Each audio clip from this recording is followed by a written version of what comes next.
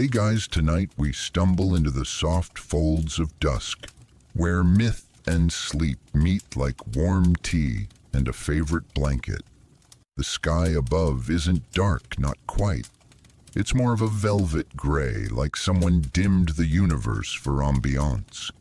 You walk barefoot through grass that seems to hum under your toes, dew cool and clingy. Somewhere a cricket orchestra rehearses for its nightly concert, slightly off-tempo but earnest. The air smells like lavender pine and those book pages you meant to finish before drifting off. In front of you, a small path unspools lazily into a forest where nothing seems to be in a rush.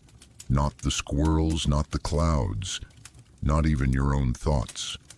There's a hill ahead, barely a suggestion, and a breeze that doesn't so much blow as lean in gently to say you could probably rest here for a while. But you won't survive this, not because of monsters or curses or dramatic lightning bolts from Olympus. No, you might not make it simply because you'll fall asleep before we get to the good part, and that's exactly how Hypnion would have wanted it. So before you get comfortable, take a moment to like the video and subscribe, but only if you genuinely enjoy what I do here. And while you're at it, leave a comment with where you're listening from and your local time. It's always a comfort to know who else is dreaming alongside you. Now dim the lights, maybe turn on a fan for that soft background hum, and let's ease into tonight's journey together. You first meet Hypnion, the minor god of naps, in the most forgettable corner of Olympus. Not a throne, not even a chair, just a pillow-shaped rock near the edge of the cloud, where no one goes unless they're lost or allergic to drama. Hypnion isn't officially listed in the divine registries, not even the footnotes. He's like that co-worker who's been at the office forever, but no one knows what exactly they do. Except when they're not there, things weirdly fall apart. He's not what you expect from a god either. No shining armor, no golden hair. Hypnion wears soft rumpled tunics that smell faintly of warm milk and yesterday's rain. His eyes are half-lidded even when he's excited, and his voice is like wool against your cheek. Low, scratchy, comforting. He doesn't rule the night. That's Nyx's job. He doesn't usher in sleep. That's his cousin Hypnos. Hypnion is just the nap guy. Specifically naps between important things. The after-lunch slump, the I'll close my eyes for 5 minutes interludes the gentle fade during long temple sermons. He lives in the in-between moments, curled up with time itself. Nobody worshipped Hypnion. No temples bore his name. You wouldn't find him carved into marble or whispered in prayer, but you'd feel him in every hammock sigh, every lecture lull, every page of scroll that blurred into drowsy fuzz. His influence was so subtle, historians still argue whether he ever existed at all, or if he was just a poetic way to explain the magic of an accidental nap. A metaphor, some claim. A literary device. Others insist he was real, just too chill to bother being remembered properly. But in the early days of Olympus, he did try. Not for glory, mind you, Hypnion had no interest in lighting bolts or worshippers hurling grapes at altars. He just wanted people and gods to understand the beauty of rest. True, unproductive, guilt-free rest. It started with the bees. One morning, Hypnion found a swarm mid-flight, hovering in what seemed to be a dance freeze. Wings still, legs tucked in, dozing, not dead, just profoundly, briefly asleep in the pollen-heavy air. That's when he realized naps weren't just human, they were cosmic. So he experimented. You'd see him in the background of epic myths, just a blur of sleep dust or a yawn that spread through a camp before battle. The Trojan horse might have arrived faster if the soldiers hadn't all drifted off after lunch. The great Argonaut voyage delayed a week because Hypnion convinced the lookout that clouds were sheep. Of course, not everyone appreciated him. His siblings especially. Nyx Night and Thanatos Death considered him a useless appendage of the Pantheon. You lull people into irresponsibility. Thanatos scoffed once, his bones rattling with disdain. You're soft, said Nyx, tossing her endless star cloak over herself, like it meant she was superior. Hypnion just nodded and rolled onto his side, muttering something about the benefits of cortisol regulation. You tag along as he floats through ancient villages, invisible to most. His favorite targets are shepherds, scribes, and mid-level accountants, people teetering on the edge of burnout. With a flick of his finger, a sudden heaviness seeps into their limbs. Their thoughts slow and eyelids surrender. They awaken minutes or hours later, feeling like someone wrung the static out of their brain. He never takes credit. One curious fact: ancient Greeks had no word for nap that fit our exact meaning. They spoke of repose, short sleeps, or winks stolen from the day, the idea of a sanctioned mini-sleep revolutionary. And maybe that's why Hypnion stayed hidden. He wasn't just the god of naps, he was the god of subversion, of pauses in a world obsessed with motion. One fringe theory found in a scroll that smells like moldy olives suggests that Hypnion once had a cult. Just 12 members, all asleep. No records remain beyond a crude sketch of a bed surrounded by sheep holding incense. Scholars debate whether it was satire or sincere worship. Either way, it didn't last long. Even now, if you find yourself napping and wake up convinced you just needed that, no alarm, no regret, it's probably him. Still out there, still soft-footing between our consciousness and unconsciousness, rearranging dreams like lazy origami. And tonight, you're walking his story, not rushed, not dramatic, just gently unfolded like a blanket that covers your shoulders, right when you didn't realize you were cold. Let's keep going. There's an island ahead, one where the waves whisper, bees hum lullabies, and the god of naps built his quiet kingdom. The path ahead curls like steam rising from warm tea, and your feet barely make a sound as they follow it. It leads to the edge of the world, or so it feels. The air gets lighter, more fragrant. There's a hint of jasmine, soft earth, and that impossible smell that clings to pages of a book you haven't opened in years. And then you see it. Hypnion's island isn't marked on any map. Sailors never speak of it, not because they're sworn to secrecy, but because they all forgot it existed by the time they docked. It's that kind of place so soft around the edges that memory can't hold it. They call it the Drowsy Isle in half-remembered tavern tales, or sometimes Snore Rock if the mead's flowing strong. You arrive not by boat, but by slipping between one blink and the next. The forest behind you gives way to open sky, and suddenly you're there, standing on warm, silken sand that sighs under your weight. Ahead lies an island shaped like a crescent moon, cupping a lagoon that reflects nothing but clouds. The trees bend slightly, not from wind, but from mutual agreement. That upright posture is overrated. Even the seagulls here glide slower. One passes overhead, wings outstretched like it's surfing time itself. The first thing you notice is the silence. Not the absence of sound, but the kind that feels full like a plush library or a grandmother's quilt. There are sounds, sure waves kissing the shore, bees humming as they spiral dizzily, trees rustling their leaves like they're whispering a bedtime story, but it's all perfectly balanced. No sharpness, no urgency. In the center of the island sits Hypnion's home. Calling it a home is generous. It's more of a nap station. The roof is thickly thatched with golden reeds that somehow never shed.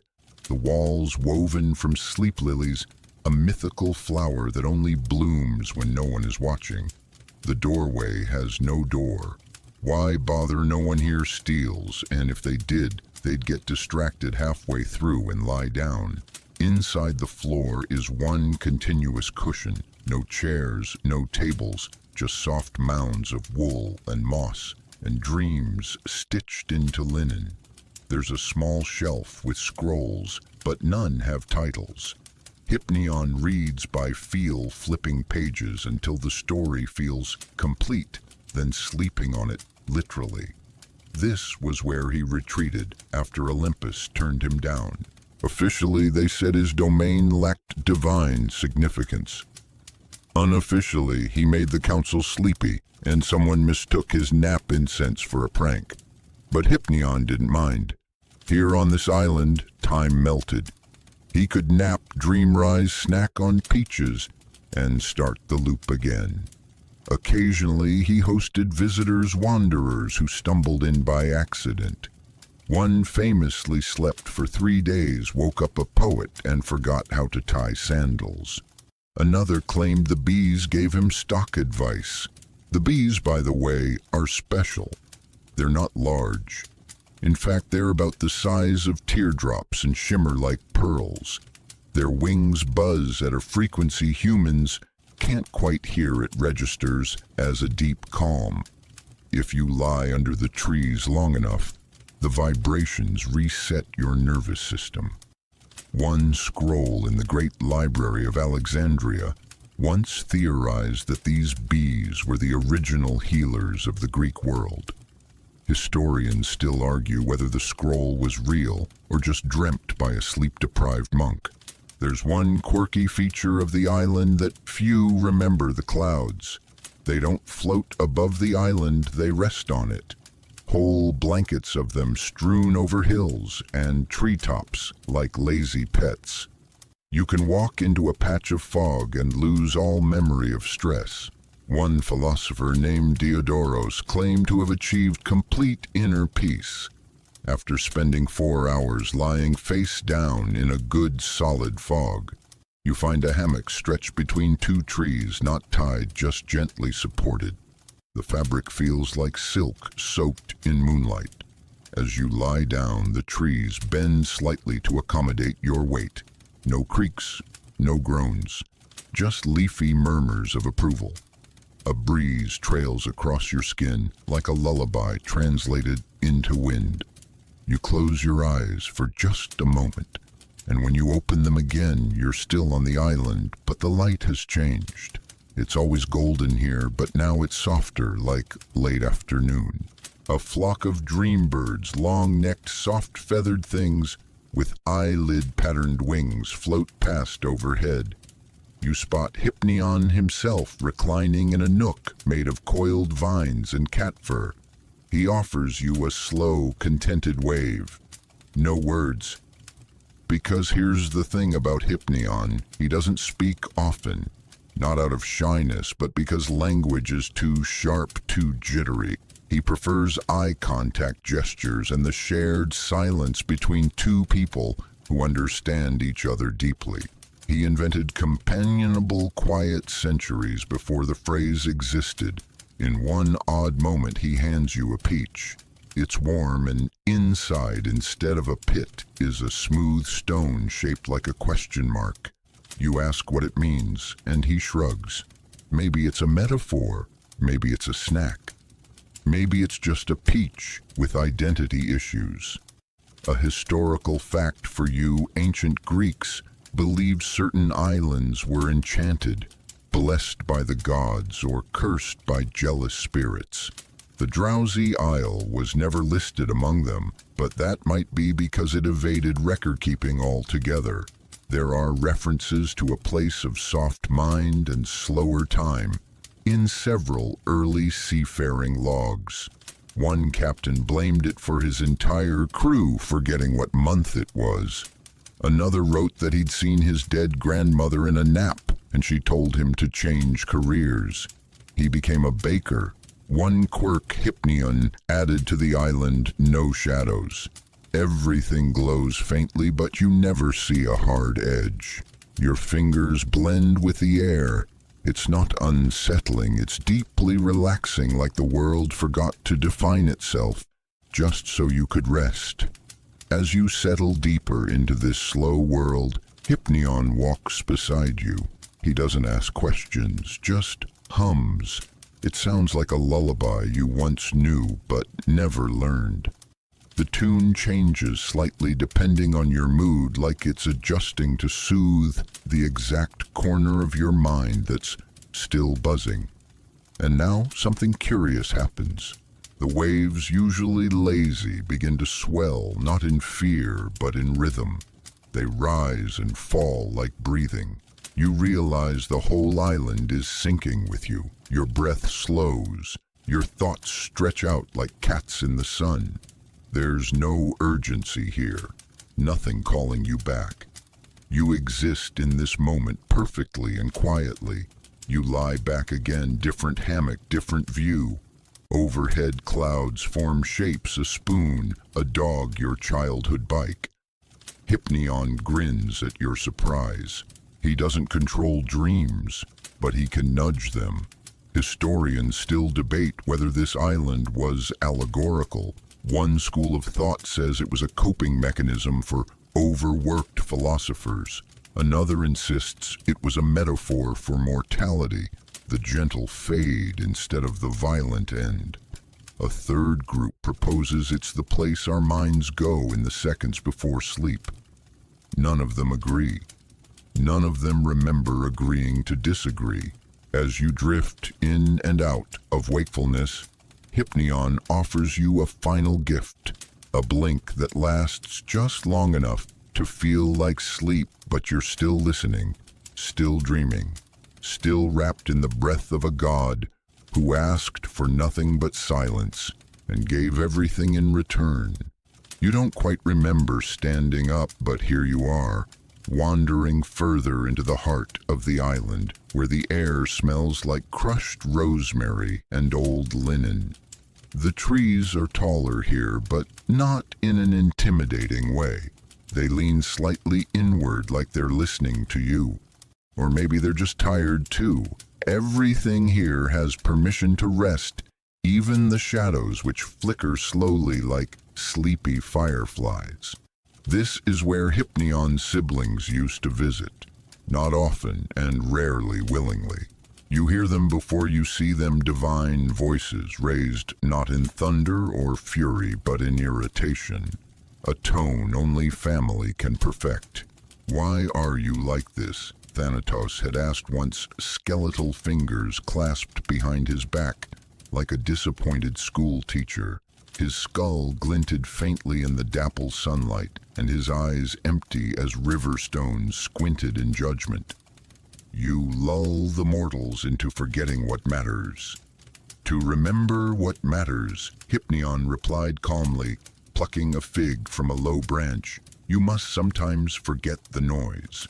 Nyx arrived not long after darkness, coiling behind her like a long cloak that refused to end. Her voice was a whisper, folded in silk. "Sleep is mine." "You encroach, little brother." Hypnion didn't argue. He simply pointed at a squirrel curled up in a nest, snoring faintly. Nyx followed his gesture, then sighed. "You're not entirely wrong," she muttered. Their visits were never long. Nyx disliked the sunlight. Thanatos couldn't stand the bees who routinely tried to nap on his shoulder bones. But still they came every few centuries. Hypnion never invited them.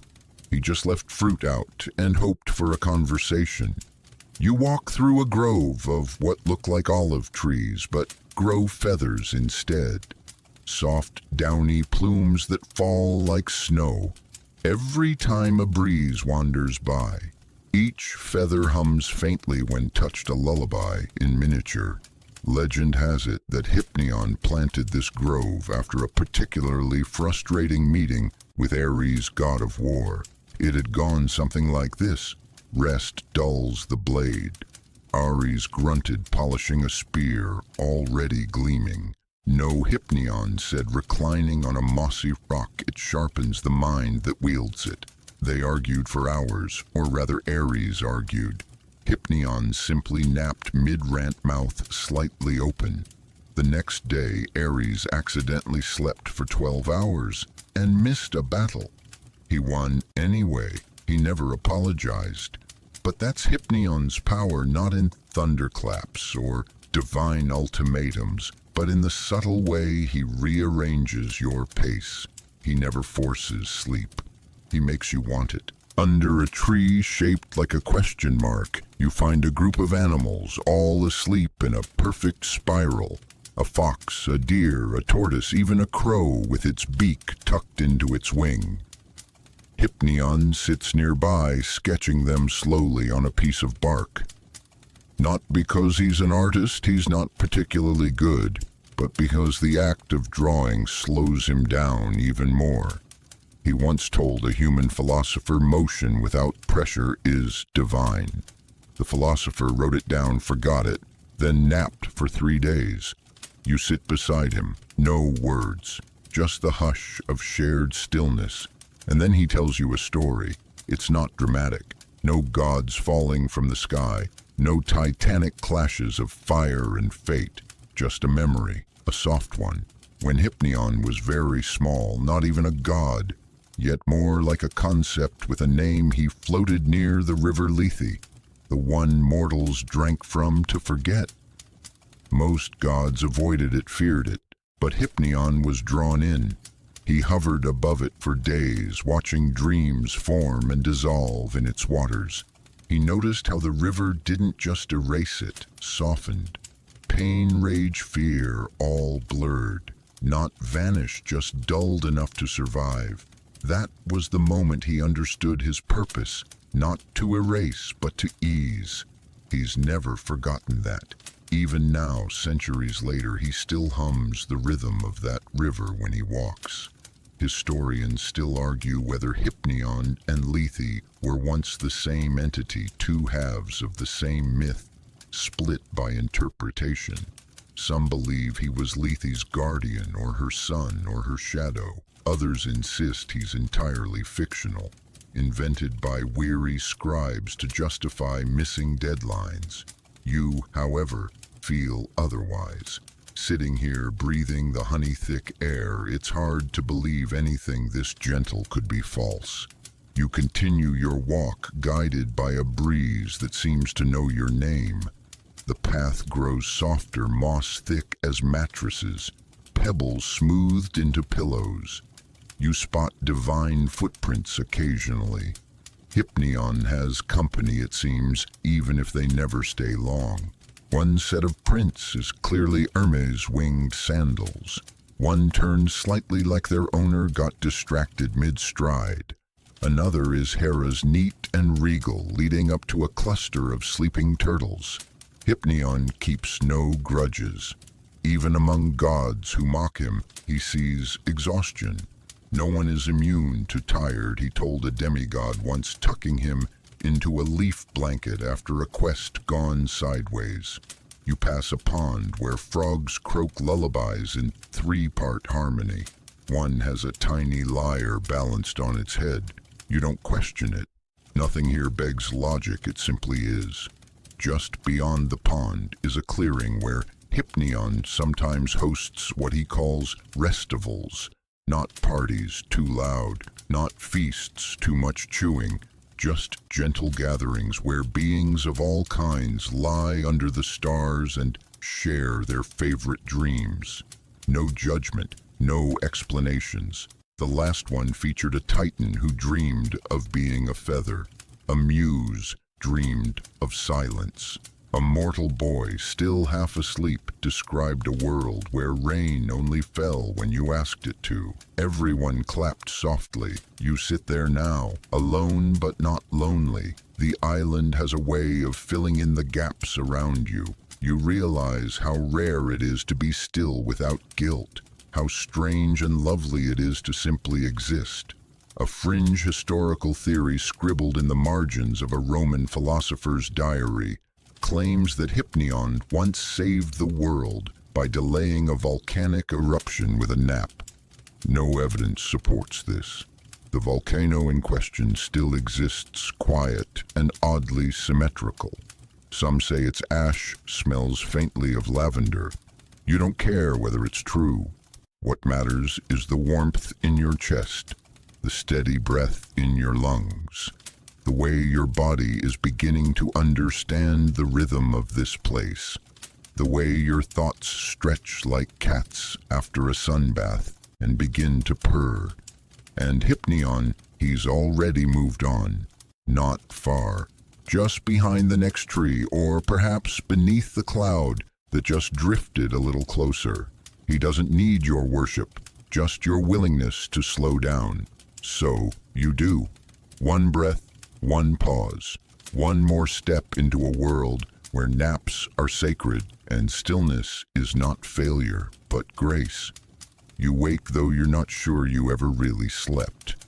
The line between dreaming and listening here is thinner than a spider's thread. Time behaves oddly. The sun hasn't moved, but the shadows have softened even more, as if they too decided to lie down. The air on this side of the island is different, richer, thicker with wildflowers, yes, but also something else, something heavier, something that clings to the base of your skull and whispers you've been doing too much. This is where Hypnion first shared his gift with mortals. It wasn't a grand event. No mountain crumbled. No lightning carved his name into the sky. It happened quietly, as all good things tend to. A shepherd named Elion, exhausted from chasing wayward goats, sat beneath a tree and groaned, "If only I could rest just for a minute." He wasn't praying, just muttering, but Hypnion heard. He blew a breath across the fields, and it carried down to Elion like invisible snow. The man yawned. He blinked, and then, quite against his better judgment, he closed his eyes. His goats, surprisingly, didn't scatter. They lay down too. For 27 minutes, according to local folklore, the entire flock napped under that one tree. When they woke, Elion didn't remember dreaming, but he hummed a tune he couldn't name and felt lighter, clearer. The villagers noticed. At first, they mocked him, called him lazy, accused him of abandoning his duties. Then they tried it. One by one, workers, farmers, even potters began taking short rests. Not full night sleeps, just brief, deliberate pauses. A farmer napped beneath a wagon. A child curled up between school recitations. A widow nodded off while weaving and awoke to find she'd tied a perfect pattern without realizing it. Some claimed it was magic. Others argued it was simply poor work ethic. Hypnion, invisible as always, made no speeches. He just drifted from village to village, encouraging pause with the lightest of touches. A warm breeze, a comforting scent, a little more silence than usual. Historians agree that the Greeks did not, strictly speaking, invent the nap. Cultures worldwide have practiced forms of midday rest for millennia, but the ancient Greek word mesimeriako ipnakos, a little sleep in the middle of the day, emerged around this time. Whether that's thanks to Hypnion or coincidence, well, historians still argue over a lot of things, don't they? You continue along a new path now, narrower and overgrown. Moss pads your every step. You pass a mural etched into stone, mostly worn away. What remains shows a human curled beside a lion, both asleep, both smiling. A fig tree leans over them protectively, offering shade and fruit. Above the scene, one word remains, legible securacy, rest. It wasn't long before the nap became more than habit. It became ritual. People started creating spaces just for rest.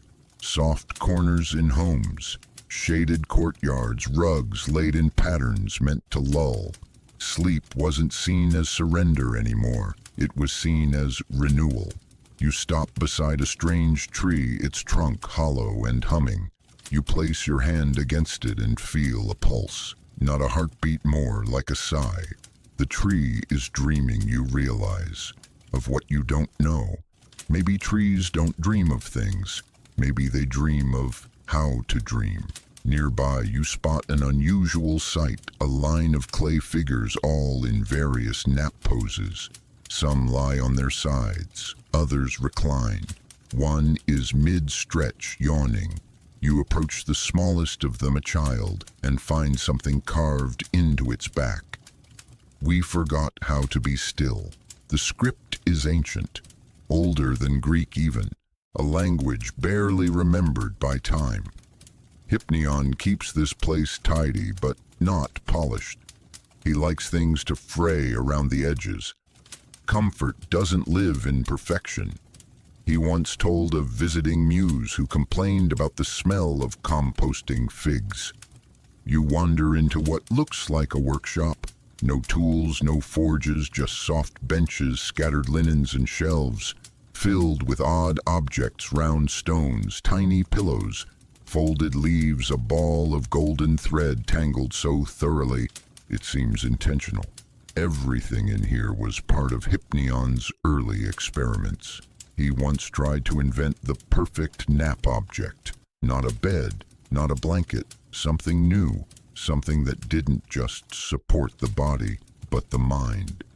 You pick up a small square pouch filled with dried lavender and crushed feathers. It vibrates slightly in your palm, purring almost. Hypnion abandoned it, apparently.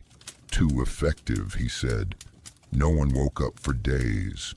You sit on one of the benches and suddenly you understand something unspoken. Hypnion believes in earned rest, but not through toil, through presence, through the courage it takes to stop moving even when everything around you screams, go, go, go. The bench is warm. You lean back, and for a moment you see what Hypnion sees. A world full of motion, yes, but also full of exhaustion. People chasing meaning through speed, through noise, through endless pursuit. But in the space between, in the moments when the world holds its breath, he plants something peace. Not the grand trumpet-blaring peace of treaties and declarations, but the quieter kind, the one that slips in when your eyes flutter closed and you let the day release its grip on your chest. There's a pond just past the workshop lined with stones shaped like ears. Don't laugh. It's not symbolic. Well, it is, but also very literal. Hypnion built it to listen. The stones echo thoughts, especially those that go unsaid. Sit there long enough, and you'll hear your own heart murmuring back truths you'd forgotten. You try it. The stone beneath you warms slightly. The water ripples gently. You lean close and hear not words, but tone. A note, maybe. The emotional resonance of your own mind played back in water and stone. The message is clear: you are allowed to rest. Even here in a story and a myth, there's a place for stillness. And Hypnion, he walks the edge of the pond, now one hand trailing in the water. He doesn't look at you, but you feel his approval. Not pride, just gladness that you came, that you paused, that you listened. A quirky note, by the way. One 18th century historian once posited that the Greeks' love of napping might explain their advances in philosophy. The mind left alone in silence finds more useful questions, he wrote in a letter that was later used as a bookmark and never officially published. Still, you have to admit, it checks out. You rise slower now, softer. You've absorbed something, though you're not sure what. Maybe just permission, maybe the faint imprint of Hypnion's belief that doing nothing is sometimes the most sacred act of all. And ahead the path continues, not harder, not steeper, but deeper, into the next part of his tale, into the story of a world that once upon a time thought cabbage leaves were pillows. Yes, you heard that right. You follow a winding path lined with white poppies, their petals slightly drooping like they've had a long day. They seem to lean toward you as you pass, not for attention, but simply in mutual fatigue. Even the insects buzzing lazily between them sound half asleep. You don't expect to laugh out here in Hypneon's world of hush and slowness, but he surprises you. The trail ends in what looks like an open-air museum, except nothing is labeled, nothing is organized, and half the exhibits are gently snoring. It's Hypneon's collection of failed nap prototypes. And right in the center of it all, proudly perched atop a mossy pedestal, is what may be history's first pillow, a cabbage. Not even a particularly large cabbage, just a mid-sized, vaguely lumpy vegetable with one leaf hanging off like a frilly collar. Hypneon stands beside it, arms crossed, a wistful smile on his face. This, he says, was the beginning. You learn the story in pieces, mostly through sketches carved into flat river stones, scattered around the garden. No plaques, just doodles. One shows a man curling around a cabbage.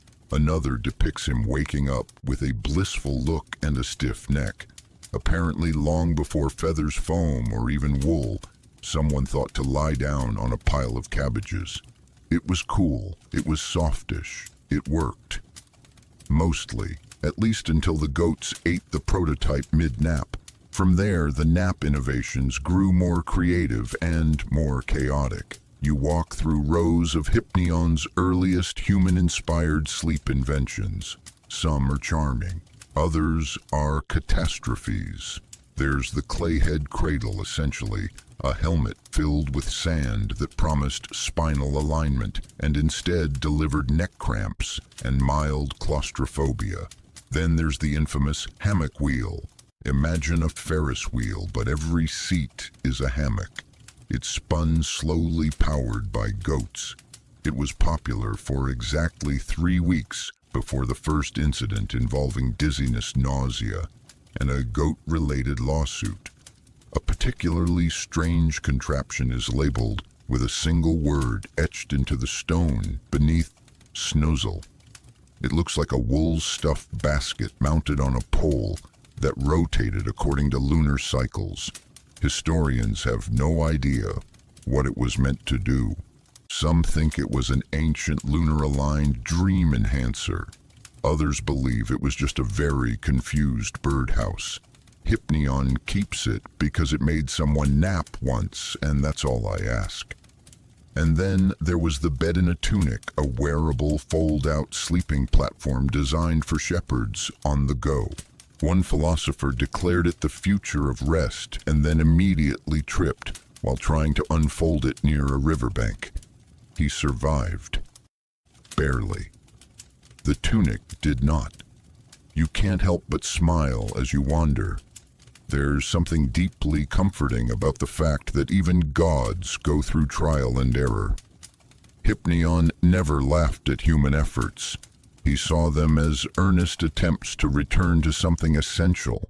A scroll pinned between 2 polished stones describes one of the more successful designs, the reed nest.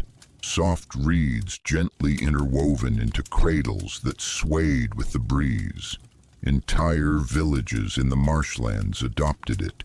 Children would nap in them during the hottest part of the day, rocked by wind and the occasional nudge from a lazy goose. Historians still debate whether these napping nests inspired early Greek cradles. There's no definitive link, but the timeline matches, and Hypneon definitely visited those villages more than once. One particularly well-preserved fresco shows him curled beside a child, both surrounded by reeds, both smiling in their sleep. There's a quieter corner of the garden where Hypnion keeps items that never worked at all. Beautiful failures, he calls them. A pillow filled with olives, a mattress made of wax, a lullaby flute that only played in reverse. They're not here because they succeeded, but because someone believed in them. And sometimes, belief is enough. You take a moment beside the olive pillow. It's soft. Surprisingly so, but the scent is pungent. You lie your head down anyway, just for a second. When you lift your head again, the sun hasn't moved, but something inside you has. Like a dial turned just a little toward peace. You find Hypnion crouched beside a bundle of twigs that looks suspiciously like a failed cot. This one, he murmurs, was built by a boy who wanted his sick mother to sleep better. It didn't work, but she smiled before she closed her eyes. He touches it gently as if the story is still warm. It's here, surrounded by cabbage pillows and dream machines, that you start to understand something deep and quiet. The nap isn't just a biological function, it's a form of hope.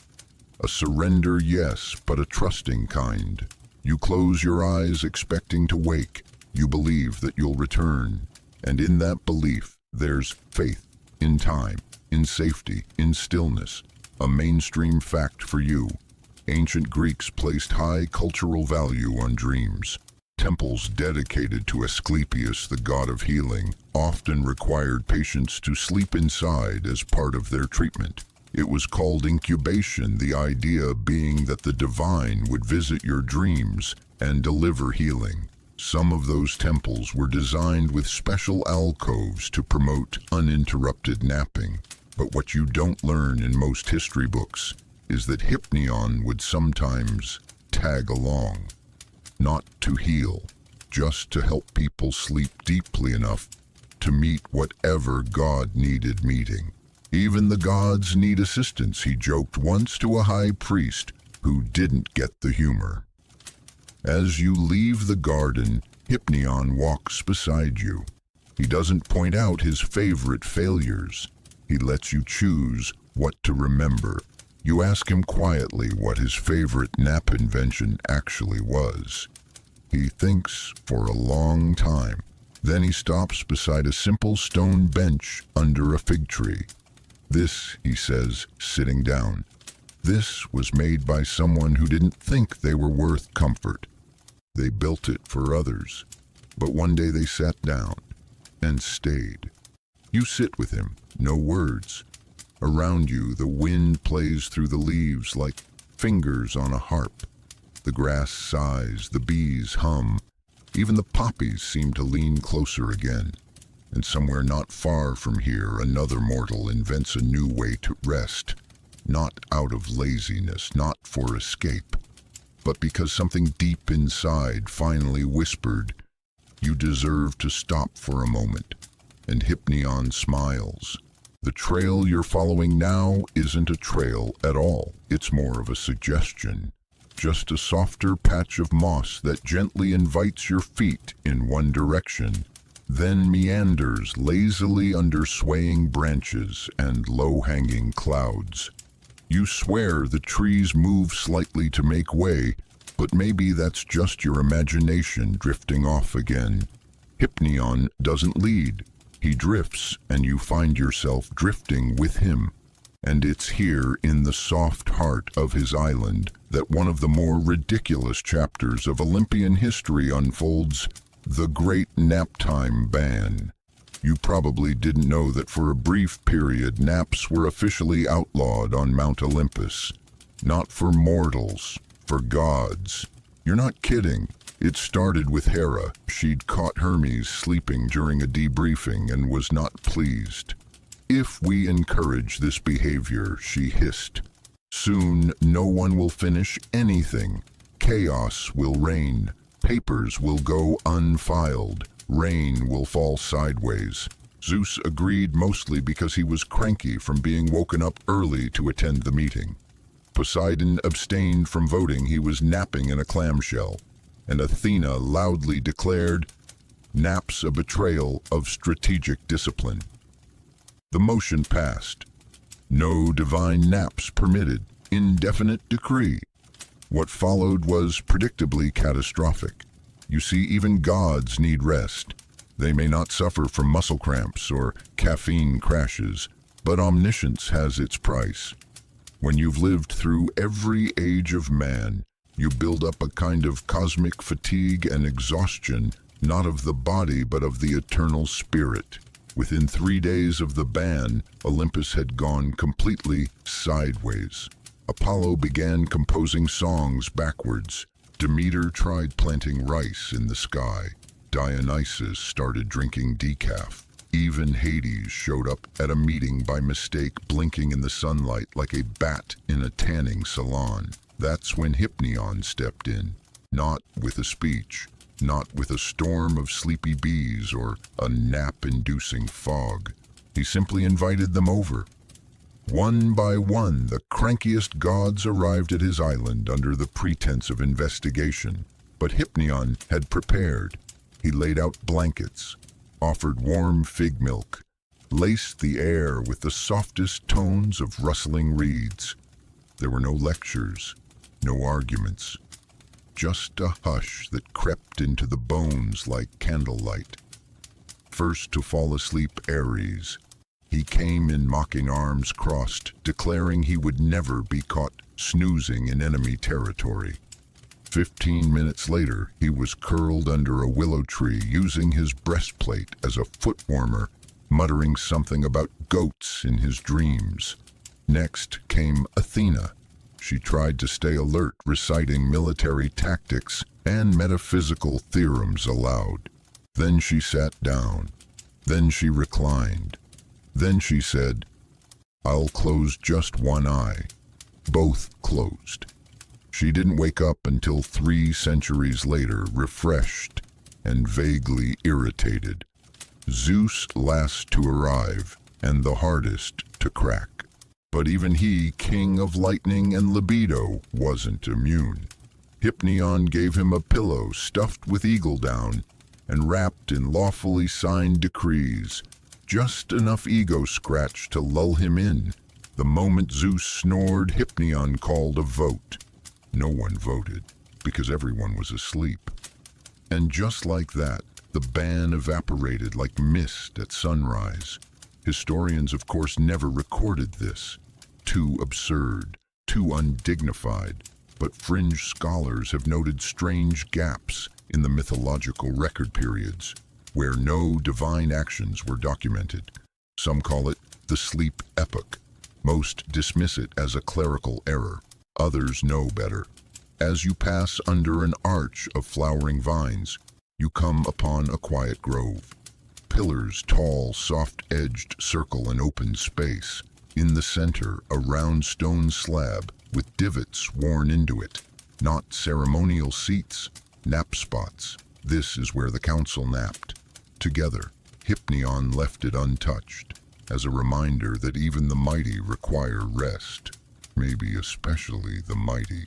You sit at the edge of the circle. A breeze brushes past, cool and smooth like marble kissed by moonlight. You close your eyes, and you hear it, the faintest chorus of divine snores. Not echoes, not memories, just residue.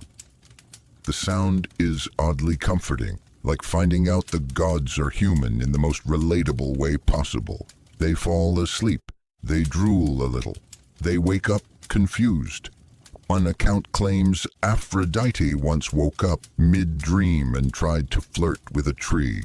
The tree declined. Here's a curious tidbit for you. A temple ruin found near modern-day Thessaloniki features a relief of reclining figures that archaeologists originally interpreted as mourners. But a recent fringe theory suggests they were nappers resting between rituals. The site has no altars, no burial markers, just smooth stones, gentle curves, and carvings of clouds. Some now refer to it as the Shrine of Stillness.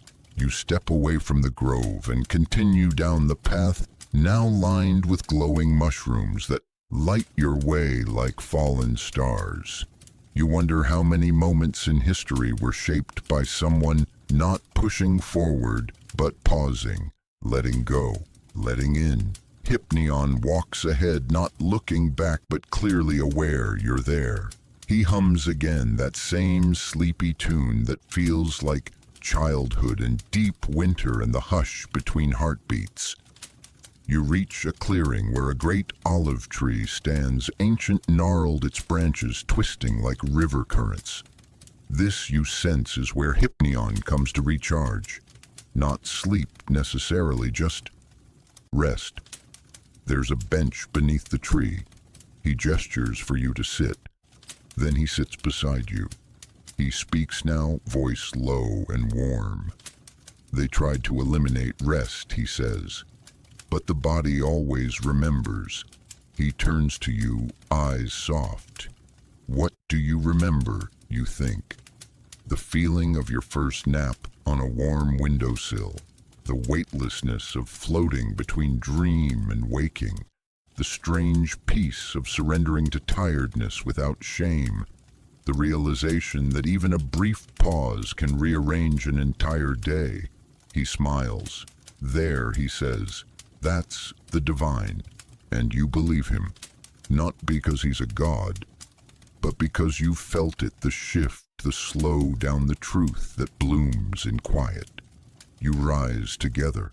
The olive tree rustles, offering its shade in parting, and as you walk back into the soft woods, you know something new now. The world doesn't fall apart when you rest. It breathes with you. The light filters differently now, not dimmer, not brighter, just slower, like even the sun is stretching its arms in a long, indulgent yawn. The clouds above you drift with deliberate hesitation, casting shadows that feel more like gentle pets than shifts in weather. You've reached the quieter side of the island, if such a place exists in Hypnion's world. And here you find the origin of one of the strangest, most misunderstood things in all of mortal history: yawning. That's right, you're about to learn how Hypnion, god of naps and quiet resistance, invented the yawn. Now you may think of yawns as mere biology, a sign of oxygen imbalance, a stretch for your face, a chain reaction in a room full of tired people. But Hypnion sees them differently. To him, a yawn is not just a reflex, it's an invitation. This belief led to one of the most peculiar chapters in mythological history, the day the world yawned. It began as an experiment. Hypnion had grown frustrated. Naps were helping, yes, but not enough. Too many mortals resisted them. They fought sleep with coffee not invented yet, but some kind of goat milk chaos brew with loud arguments, or with overly long speeches at forums that even Zeus couldn't sit through without dozing. So Hypnion tried something contagious. You step into a field of tall grass where ancient wind chimes made from hollow bones and reeds tinkle lazily in the breeze. In the middle of the field stands a large statue, open-mouthed eyes, half-lidded arms mid-stretch. The first yawn. He crafted it with his own hands, shaping it from clouds and cooled lava. No one expected it to do anything, not even him. But when the statue let out a low, echoing sigh on the morning breeze, birds stopped mid-flight. Dogs flopped over.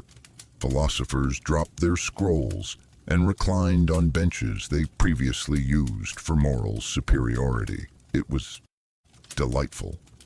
One village near the statue reported a 63% productivity drop. Another documented a sudden burst in poetry writing and pie baking. People weren't getting less done, they were getting different things done. Softer things. Things they'd put off in favor of ambition. But the yawn wasn't just effective, it was spreading. Soon messengers began to arrive at Hypnion's island, always reluctantly, because they usually fell asleep halfway up the beach, reporting what they called the sleep plague. In reality, it was just peace. A wave of relaxation sweeping across cities and islands like a warm breeze slipping under the door of the world's stress factory. Zeus naturally panicked. People are yawning during ceremonies, he roared, pacing atop Olympus. A mortal sneezed at my speech, and I heard a yawn so deep it echoed off Mount Ida. Hypnion just offered him tea. But it was Hermes who proved most useful during the yawn incident.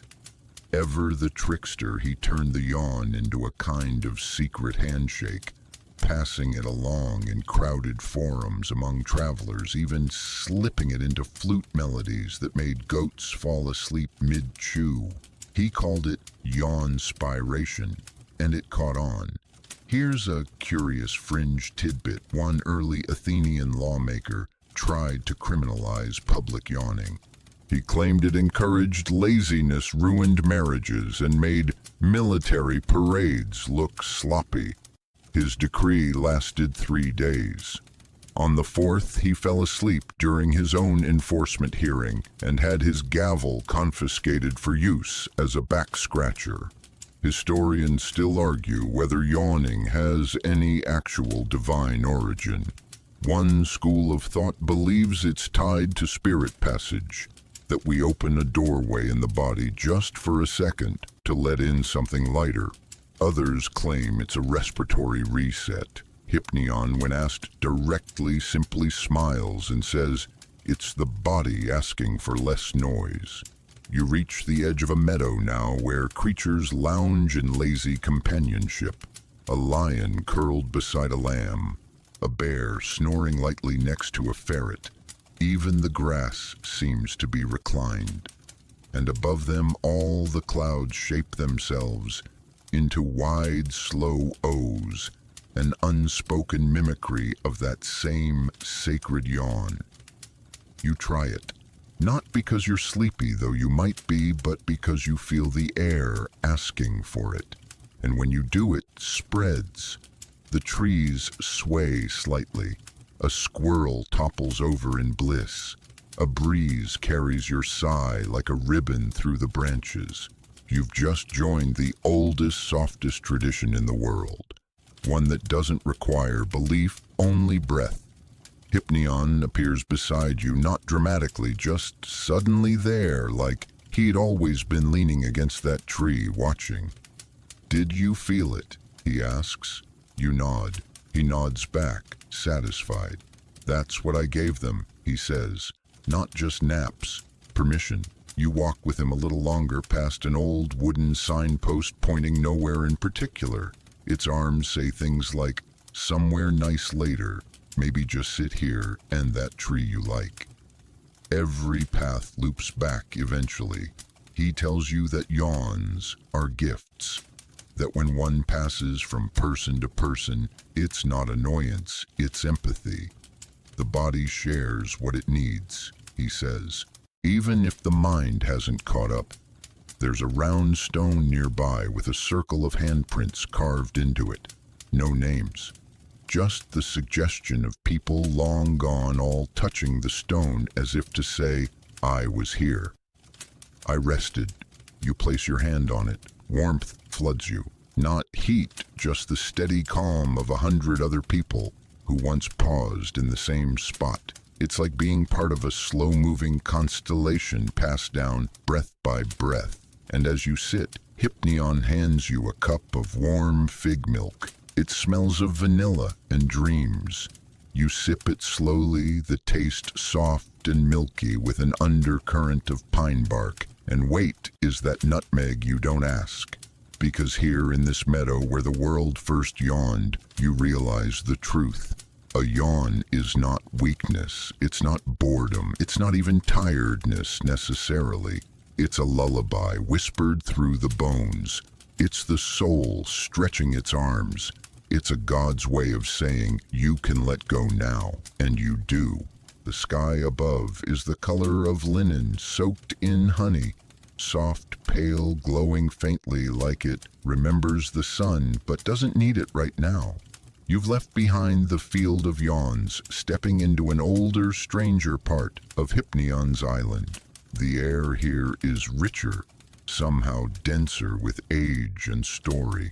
Ahead lies a stone bridge covered in ivy arched over a lazy stream that trickles like a snoring baby. You cross it slowly, feet landing on each cobble like a heartbeat. At the end of the bridge is something unexpected.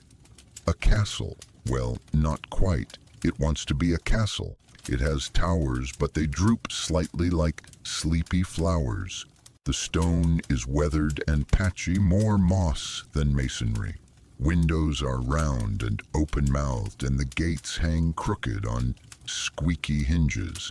There's a flag at the top of one turret. It reads, "Shh." You've reached the home of the insomniac king.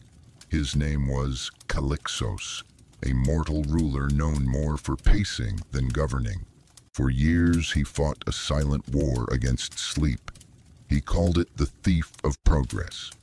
His subjects whispered that he held audiences at midnight and strategized with his war council at dawn.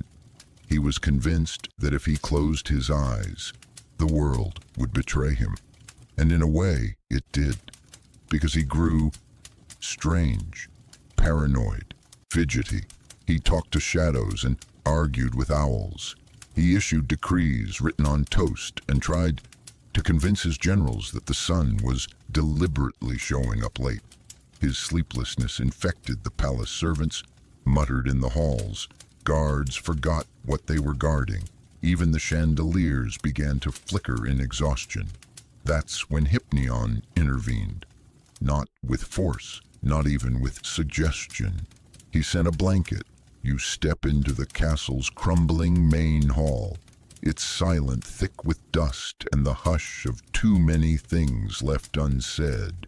But in the center, under a shaft of filtered light, lies the object that changed everything: the clay blanket. It looks heavy, not intimidating, but dense, like the idea of rest itself was poured into fabric and fired in an oven. Legend says Hypnion fashioned it from earth and mist, woven together by reeds dipped in river silt. It's warm to the touch, cool on the inside, and somehow smells faintly of baked bread and distant thunder. King Calixos didn't want it, but his body did. On the night it arrived, he scoffed and tossed it over a chair. Then he sat. Then he leaned. Then he accidentally draped it over his knees. The weight hit him like memory. Like gravity remembered it had business here, and he slept. For 3 days. During that time, the kingdom held its breath, expecting disaster, waiting for an uprising. But instead, something stranger happened: peace. The fields thrived. Disputes settled themselves. A stray cat took over as ceremonial advisor and was widely considered an improvement. When Calixos finally awoke, something in him had changed. He didn't abolish the military or disband his council, but he began something radical for a king delegation. He held court only after a full night's sleep. He established the third bell pause, a daily rest hour for all citizens. And he kept the blanket, had it fitted into a royal chaise where he'd doze during long policy debates. You reach that chaise now. It's cracked, faded, but the blanket still rests across it, folded neatly. You run your fingers along the edge. It's heavier than it looks, not physically, but emotionally, like a sigh caught in fabric. There's an inscription on the wall behind it. Only the well-rested can rule wisely. Some historians scoff at this tale. Kings don't nap, they say, they command. But scrolls recovered from the Calixan archives show unusual consistency. During the last decade of his reign, the kingdom saw its longest stretch of peace and prosperity. One particularly quirky document, a law passed under his rule, stating that any subject could delay a tax audit by declaring it too sleepy to process. The law was repealed eventually, but for 21 glorious years, drowsiness was a legal defense. You walk through what remains of the palace stone corridors, where guards once snored behind pillars, tapestries stitched with sheep and moons, even a throne room repurposed as a nap chamber for visiting diplomats. One fresco depicts Calixos himself, mid-stretch crown, askew one slipper half off grinning. You find a garden out back wild and wonderful. Overgrown hedges form pillow-like walls, and flowering vines spill across paths like melted frosting. This was the palace sleep garden where citizens were encouraged to nap publicly. There were contests even, not for speed but for style, best posture, most peaceful expression, most creative snoring pattern. One plaque remains intact: to rest is not to retreat. It is to return better. Hypnion visited often, not to take credit, just to listen, to hear the breaths of people unafraid of stillness. He once said the garden sounded like a lullaby written by the world itself. You sit in the grass now, and it's hard not to imagine what modern cities might look like if they had nap gardens instead of concrete benches, if rest were a built-in ritual instead of a stolen moment. There's a small clay replica of the famous blanket resting nearby. You pick it up, it fits in your palm, and feel a familiar pull.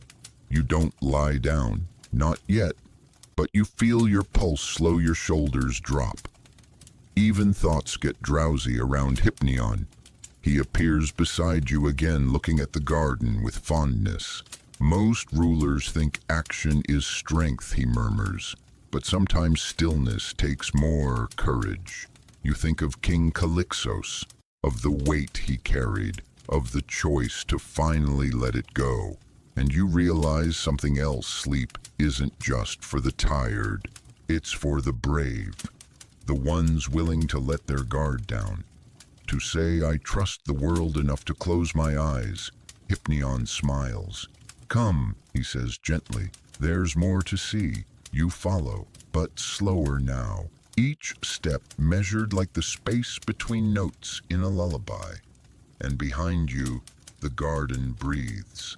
The path feels even softer now, like it's been padded with wool and worn down by centuries of wandering feet, most of which probably never bothered to wear shoes. You notice how your steps no longer echo sound itself, seems to slow down here. Even your thoughts are whispering. Ahead, a gentle rise opens into a wide, grassy slope, lit by a low, buttery sun. It's dotted with human-shaped lumps. Bodies curled on blankets, reclined on cushions, stretched out on rugs so plush they look borrowed from dreams. No one stirs, no one snores, just deep, quiet rest. This is where the nap cult that wasn't a cult once gathered. It began with a joke.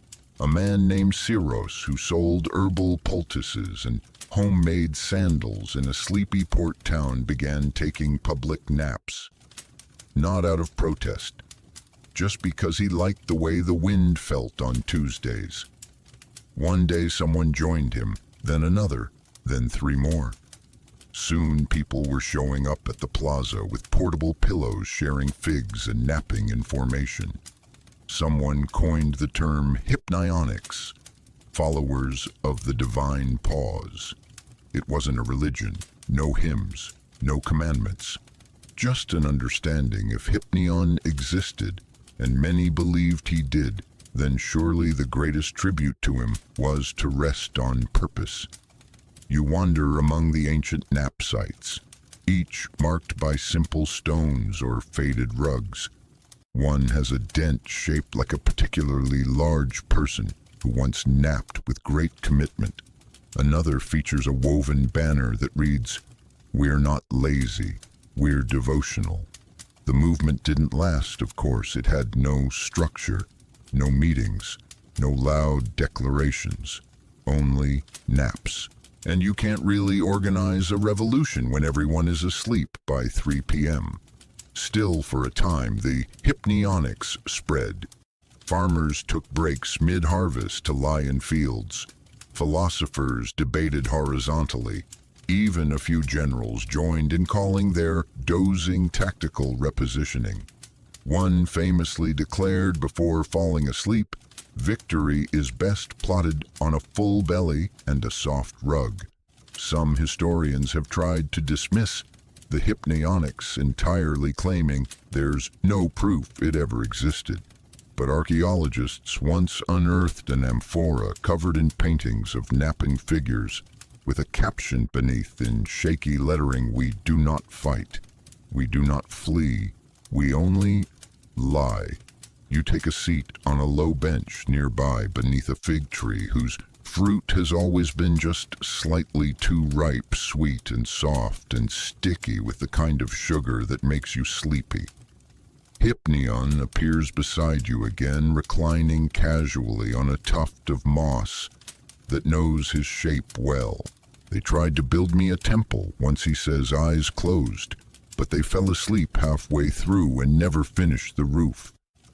You laugh quietly. "They thought it was failure," he adds. "But it was the most beautiful offering I ever received." You sit in companionable silence. Around you, the ghosts of that strange non-cult still linger, not haunting, just present. The rustle of blankets, the occasional exhale. Somewhere in the breeze, someone's dream is still happening, drifting like a forgotten lullaby. You remember a fringe tale rarely told of a senator in Corinth who proposed government-mandated nap hours. The bill was ridiculed, then mysteriously tabled when every member of the council failed to stay awake through the second reading. The scroll was later found folded inside a pillow, a quirk, a joke, or maybe Hypnion's subtle way of leaving his mark.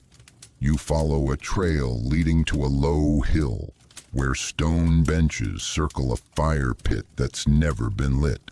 This was the gathering spot for the hypnionics, not for speeches or rituals, but for synchronized silence.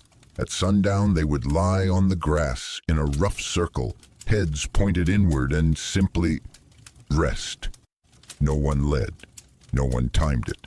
When one person stirred, others would follow, rising like reeds in wind, slow and swaying. They called it the Ring of Repose. Hypnion never officially sanctioned any of it, but he visited often, not to encourage, just to be near.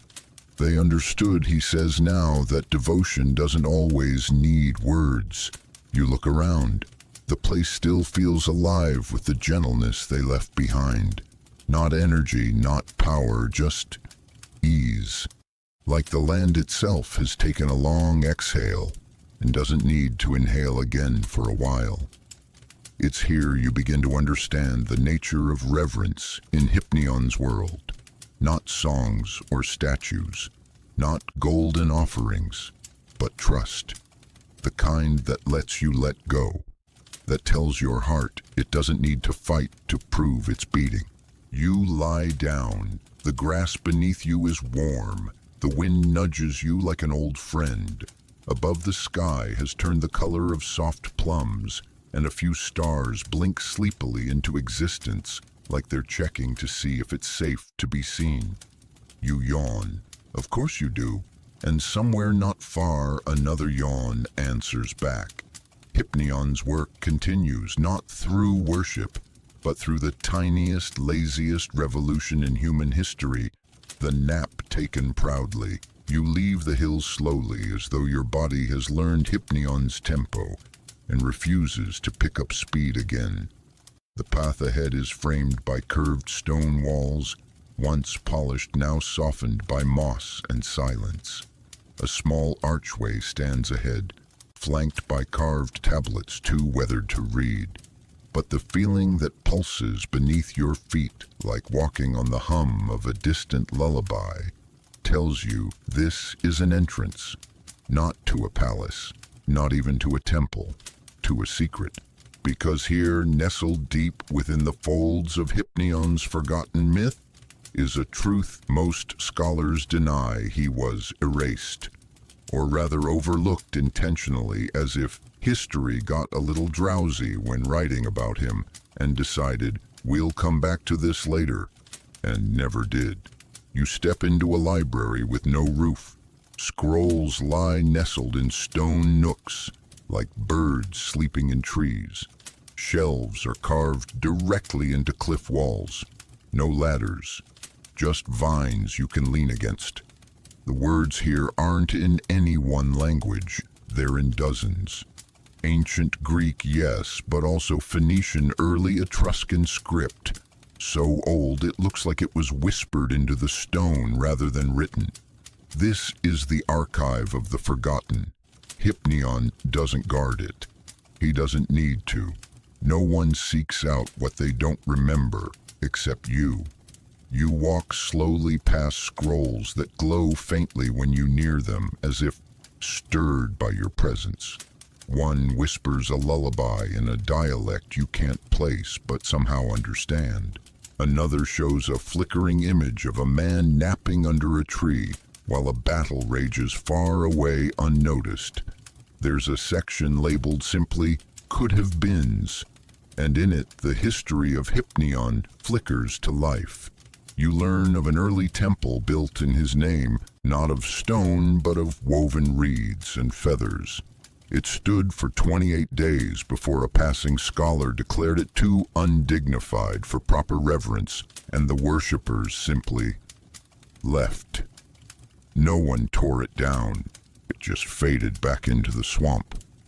You read about a nearly completed myth cycle, 12 hymns, dedicated to Hypnion, composed by a blind poet who swore he saw the god in a dream. But the scrolls were misplaced when the poet's apprentice used them to patch a leaky roof.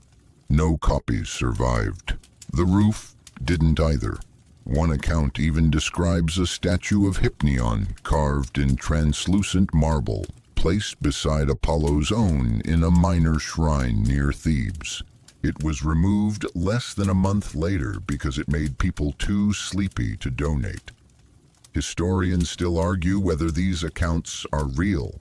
Some dismiss them as apocryphal or comedic allegory. One famous scholar, Dr. Ioannis Telos, argued passionately that Hypnion was an invention of tired minds, a shared hallucination born of collective exhaustion. Ironically, he fell asleep during his own rebuttal. You find a fragment of papyrus curled in the corner of a niche. It's torn, water-stained, barely legible, but what you can make out reads, "And thus the god of naps, of lulls, of intervals, whose name we forget even as we write it. Even in myth he vanishes mid-sentence. Hypnion appears beside you, fingers tracing a groove in the stone wall. I never wanted to be known," he says quietly, "only remembered in silence." You ask him why. He shrugs. "Because fame is loud, and I am not." You pass into a circular room, if room is the right word, for a place open to the stars. The wind here is still. The floor is scattered with objects history left behind, a broken flute, a sleep mask stitched with golden thread, a pillow shaped like a seashell. You spot a mural etched into the wall. It shows Hypnion reclining not alone, but among people of all kinds. Not worshippers, companions, a farmer, a baker, a child, a poet, all resting beside him, not looking at him, but looking up at the same drifting sky. This wasn't worship, it was companionship through quiet. Another fact tucked between myth and memory. In early Aegean settlements there were no shrines to Hypnion, but archaeologists found dozens of sleeping alcoves in public spaces. No names, no dedications, just places designed for rest. Some shaped like shells, others built into trees. One dug into the side of a hill, perfectly curved for a human back. Could this have been his influence or just necessity? Historians disagree. but the pattern hums softly beneath their debates. You ask Hypnion if he ever wanted a temple, something permanent. No, he says, temples become obligations, but a nap, that's a choice. He looks up at the stars above, half visible in the pale lavender dusk. I wanted to be a pause, he murmurs, a breath between things. You walk with him one last time through the archive, the scrolls rustling faintly behind you. You pass a carving of a feather balanced on a stone. Underneath, someone has written, "We forget what rests between footsteps." And you understand. Hypnion was never about stopping the world. He was about softening its edges, making space in the rush, the silence between drum beats, the hush before a kiss, the exhale after grief. He wasn't erased maliciously. He just slipped through the cracks like a yawn in a meeting, disregarded but contagious. And he's still here. Every time you nap on a couch and wake feeling like a new version of yourself. Every time you close your eyes for just 5 minutes and wake up with your head full of new softness. Every time you pause, not because you're tired, but because you can. Hypnion endures in the acts that leave no records. You exit the archive back into the soft arms of nightfall and realize something profound. Even the forgotten can shape everything. The night has thickened, but not in the way cities or deep forests do. It's not darker, just deeper, like the world has added one more layer of wool, and everything beneath it has hushed. Stars now spill overhead, like salt scattered across deep velvet, and the path beneath your feet seems less solid, more suggestion than structure.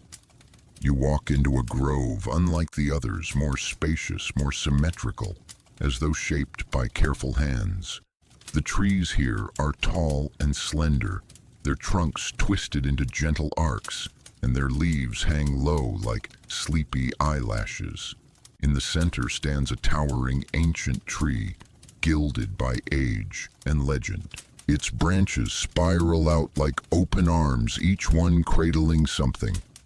Cushions cradles little hanging beds that sway slowly even when there's no wind. This is the eternal hammock tree. It wasn't always this way. Once it was a fig tree.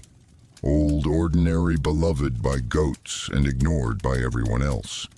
But Hypnion, ever the quiet observer, noticed how often people tried to nap beneath it. Farmers, merchants, shepherds, even traveling orators between speeches. So he gave it a gift. A slow, quiet blessing whispered into its bark one autumn dusk, barely louder than the rustle of leaves. From that moment, the tree began to grow differently. It didn't get taller exactly, it widened. Its branches reached out to meet weary heads. It shaped itself to the curve of spines and the weight of sighs, and then it began producing hammocks, one for every visitor, not sewn or tied grown, each unique, each perfect, each exactly what that person didn't know they needed. You step beneath its canopy, and sure enough, a branch bends gently, offering you a hammock, spun from vines and mist, and yes, that's definitely peach fuzz. It rocks itself softly, inviting without pressure. You don't lie down yet, you explore. Each hammock has a story. There's one made entirely of book pages stitched from unfinished poems and unread chapters. Another smells like childhood bedrooms and crackling fireplaces. One is nearly invisible, formed of moonlight and the faintest breeze, cradling a squirrel mid-nap, who twitches occasionally, perhaps dreaming of acorns that fall politely on request. A plaque near the base of the tree reads, "One cradle for each dreamer, one sway for each sigh." Some call this myth absurd. Trees can't grow hammocks, they say. This is clearly symbolic, and maybe it is. But one ancient carving found on a remote island in the Cyclades depicts a tree exactly like this one, arched branches, curled nests, even a hammock that appears to be vibrating mid-lull. No one knows who carved it or why, but the site is still visited today. Quietly, you settle into your offered hammock. It takes your weight like it's been waiting years just for you. The moment you exhale, it begins to move, gently, almost imperceptibly, like a whisper turned into motion. Across from you, Hypnion appears in his own hammock, arms behind his head, one leg crossed over the other. He doesn't speak, just nods, a smile playing in the corners of his mouth. You ask him if the tree ever stops growing. No, he murmurs, rocking slightly. As long as someone needs rest, it finds room. He gestures to a high branch where a new hammock is forming, slowly weaving itself from the dreams of a traveler currently stuck between cities and schedules. She won't find it here, he says, but somewhere. A bus seat that's softer than expected. A waiting room that smells like her grandmother's kitchen. You ask him how. He shrugs. The tree remembers what the world forgets. A curious historical note: in several unrelated cultures across ancient Eurasia, there are myths of sleeping trees, plants that offered rest to the worthy or weary. Most were dismissed as metaphor or possibly the result of post-meal wine hallucinations. But the consistency of the image, a tree that holds you, suggests something deeper. A shared yearning, maybe. A collective memory of being cradled by something larger and kinder than time. You let yourself sink deeper into the hammock, and then something peculiar happens. You begin to sway, not just physically but emotionally. Your thoughts slow, regrets soften. That thing you said in third grade that still occasionally haunts you, gone. The urgent emails non-existent.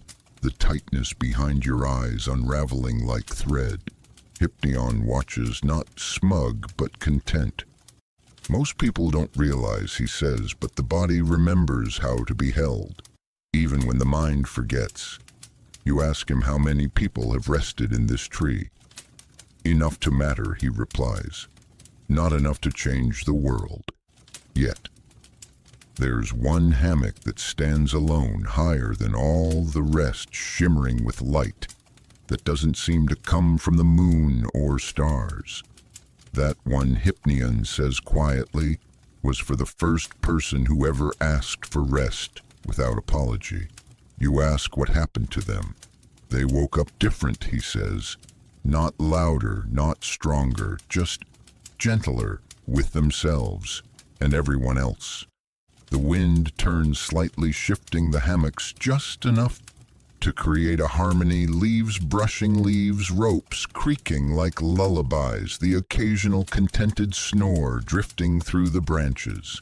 You realize as you sway there that Hypnion's power was never in putting people to sleep. It was in creating spaces where sleep felt safe, felt earned, felt sacred. And as you lie back, your eyes tracing the outline of stars through the hammock's loose weave, you feel it again, that unnameable peace. The one that says, you do not need to be productive right now. You are allowed to stop. You are allowed to breathe. And in that breath, you find something rare. Stillness. When you open your eyes, if you ever truly closed them, you find yourself further along the path without remembering how you got there. A trick of Hypnion's, perhaps, or your mind simply accepting the shortcut. Either way, the dream continues. You arrive in a quiet courtyard ringed by stone columns, so ancient they've forgotten their own names. Vines curl around their bases like contented cats, and at the center is a wide marble bench shaped like an open scroll. On it lie several soft-looking cushions lazily piled, This is the place where Hypnion once held one of his most unusual meetings. Because for a brief moment in history, a group of philosophers, yes, the big-name ones, began to believe that napping was the key to truth. You see their figures now, not ghosts, but impressions left behind in the world's long memory. Socrates with his sandals kicked off, Heraclitus snoring into his own elbow, Pythagoras wrapped in a blanket mumbling numerical equations in his sleep. Welcome to the world of the nap-positive thinkers. It started with a student. Doesn't it always? A young man studying under the Stoics found that when he couldn't grasp a concept, he'd lie down under a fig tree and close his eyes. And when he woke, answers not all but enough would be waiting for him. Clarity, not certainty. His teacher mocked him until it worked for him too. Soon it spread, quietly, among the tired and overthought. These weren't people running from thought. They were people chasing the right kind of thought, the kind that arrives not through force, but through softening. Like how the surface of a lake only reflects the sky clearly when still. Hypnion never claimed credit, but he visited often disguised as a traveling nap-mat salesman. You stroll through their old resting ground, an olive grove where the trees still lean inward protectively. Carved into one tree trunk is a sentence that reads, "Truth whispers louder to the rested." You find a stone tablet, part of an unfinished treatise titled De Somno et Sapientia, on sleep and wisdom. The author never completed it. Or perhaps he did but fell asleep before writing the conclusion. That didn't stop the ideas from spreading.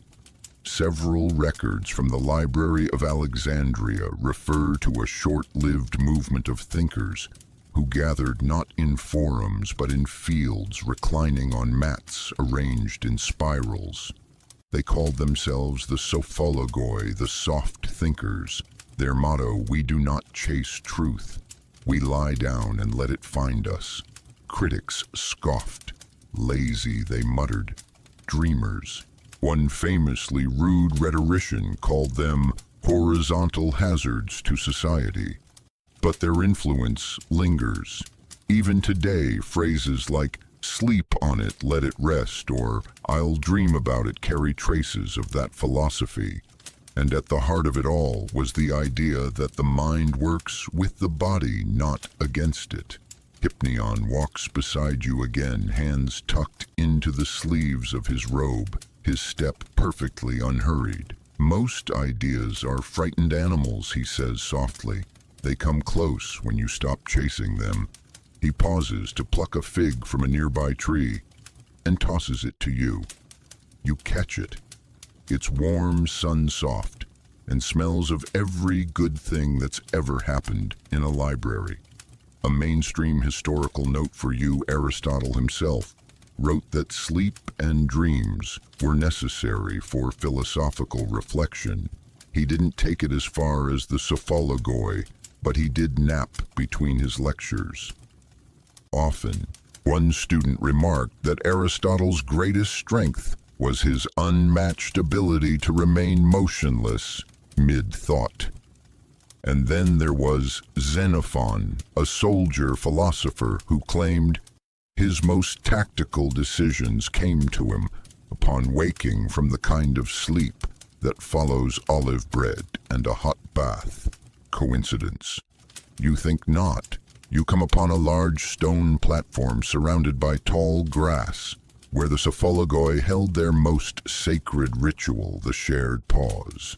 It involved no chanting, no speaking, just a collective nap taken in absolute silence for exactly as long as it needed to last. Some say it was timed by the setting of the sun. Others claim a tortoise would slowly circle the group, and they'd wake only once it made a full lap. Fringe theory, maybe. But there's a carving nearby of a very determined tortoise, holding a stick with a bell tied to it. You lie down on the platform for a moment, imagining it 24 thinkers, arms crossed behind their heads, sandals kicked off, faces tilted skyward, not trying to be profound, just letting thought arrive, float, maybe drift away again. And here's a quirky detail that's oddly well documented. A small bakery adjacent to their field once complained that the smell of baking bread would routinely waft over and derail their entire nap progression. One napper reportedly awoke mid-epiphany and wrote, "The nature of the cosmos may be round. Or is that the bread? The scroll ends there." You smile, and Hypnion smiles too. "Sleep isn't an escape," he says, watching you watch the sky. It's a doorway. You just have to stop knocking so loudly. You rise slower now, as if the stones themselves have asked you to leave gently. You take a final look at the grove, the platform, the low bench, where one philosopher carved the word later into the stone. It's not a delay, you realize. It's a kindness. And as you step back onto the path, you think about your own overthought thoughts. The ones that buzz, the ones that never resolve, the ones that might, if given enough silence, whisper the answer you've been trying to shout into existence. Maybe tonight, maybe later, maybe mid-nap. The air changes as you walk, not colder, just steadier, like the atmosphere itself has taken a deep breath and is holding it in calm anticipation. The path has grown firmer, more defined, though you can't say when that happened. It curves gently downward and opens onto a flat, open field where the grass is trimmed short, the horizon wide, and the ground worn with marks that look suspiciously like footprints, boot prints, deep ones, disciplined even. You've arrived at a place most would never expect to find on Hypnion's island, Sparta. Or rather a reimagined Sparta, one that Hypnion visited once, just once, and left behind a story so strange it was quickly brushed under the historical rug and forgotten. But it happened. And it happened here. The nap battles of Sparta. It started with a dare. As many strange Spartan traditions did, the warriors, exhausted from weeks of training, found themselves too drained to spar. One younger hoplite, barely out of boyhood, muttered something heretical. "What if?" We just rested silence, followed by laughter, followed eventually by consideration. Now, if there's one thing Spartans respected, it was efficiency. They saw rest as weakness, sure, but also as recovery. And somewhere in their gruff, calloused hearts, they knew that a body cannot fight forever without pause. Enter Hypnion. He didn't announce himself. He never does. He appeared during the night, invisible, drifting across the training fields and into the barracks, carrying nothing but the faint scent of olive oil and laurel. The next morning, the soldiers awoke to find their weapons missing. In their place, blankets, folded with military precision, embroidered with their names, stuffed with dried herbs and feathers. No one claimed responsibility. The general blamed the Athenians. The Athenians denied everything while yawning suspiciously. And then came the strangest part. The duels continued, but they were nap duels. You see, Spartans, despite their reputation, had a deeply playful streak. So when faced with a barracks full of bedding, they invented a new contest. Who could fall asleep the fastest, the deepest, the most immovably. They called it Hypnomachia, Battle of Sleep. Competitors would lie down in the middle of the field and attempt to achieve complete, measurable stillness faster than their opponent. Points were awarded for speed of breathing, evenness of posture, depth of relaxation.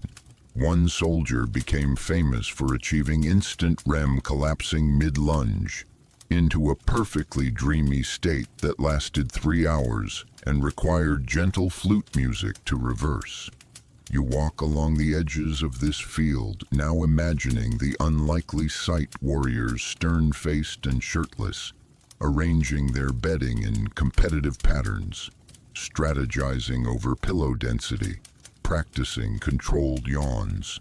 The field is empty now, but the stone scoreboard still stands, its inscriptions worn by wind and time. The highest recorded score, 8-minute descent. No twitch. Snored rhythmically in dactylic hexameter. Even Hypnion was impressed. A fringe historical source discovered in the ruins of a minor Spartan shrine references an event called the Great Slumber Games. No exact records of the rules survive, but accompanying notes mention sandbag mattresses, weighted cloaks, and something labeled the Blanket Gauntlet. Skeptics call it parody, but others point to a lull in Spartan casualties that coincided perfectly with this short-lived but fervent embrace of rest as tactic. After all, a soldier who's rested fights smarter.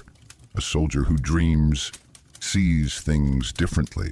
Hypnion didn't stay long, just enough to leave behind a few techniques: a breathing rhythm, a special tea blend, a way of folding one's cloak that mimicked the embrace of a loved one. You find remnants of these in the ruins here. A cup carved from wood, its bottom inscribed with the phrase, "To fight is mortal, to rest is divine." And another artifact, a helmet lined with soft wool. Not standard issue, personal, a comfort tucked inside war. Hypnion appears beside you again, leaning on a spear made of reeds. "I didn't change them," he says. "They changed themselves. I just gave them permission." You ask why they stopped. He shrugs. Honor returned to its old shape, but some traditions linger. There's a modern athletic training manual, Spartan-inspired, that includes an oddly specific section on controlled naps, down to the angle of recline and the number of fig slices recommended before rest. A coincidence? Maybe, maybe not. You leave the field and pass through a grove of trees planted by the old warriors. Each one is shaped in an arch, as if bowing toward the earth in perpetual rest. The names of those who excelled at hypnomachia are carved into the roots. One reads simply, "Leon, who dreamed bravely." And you realize as the sun kisses the tips of the olive trees that Hypnion's legacy wasn't just softness, it was subversion. Quiet rebellion. He didn't strip warriors of their edge. He reminded them they were human. That courage also means putting down the sword. That resilience begins in rest. That even the fiercest must pause, close their eyes, and surrender to stillness. Because that's where the real strength grows. In the quiet. The grove behind you falls away like a thought you meant to remember, but no longer need. Ahead, the air is lighter again, laced with traces of honey and clove, and something floral you can't name. The terrain shifts once more, becoming uneven in a way that doesn't feel natural. Stone terraces carved into gentle steps roll down into a wide basin, and the sound you hear now isn't wind or birdsong, but gentle applause. Welcome to the Forgotten Nap Festival's events, so thoroughly lost to time that only Hypnion remembers their names. You descend into what was once an open-air amphitheater, though its rows are now crowded with overgrown cushions instead of spectators.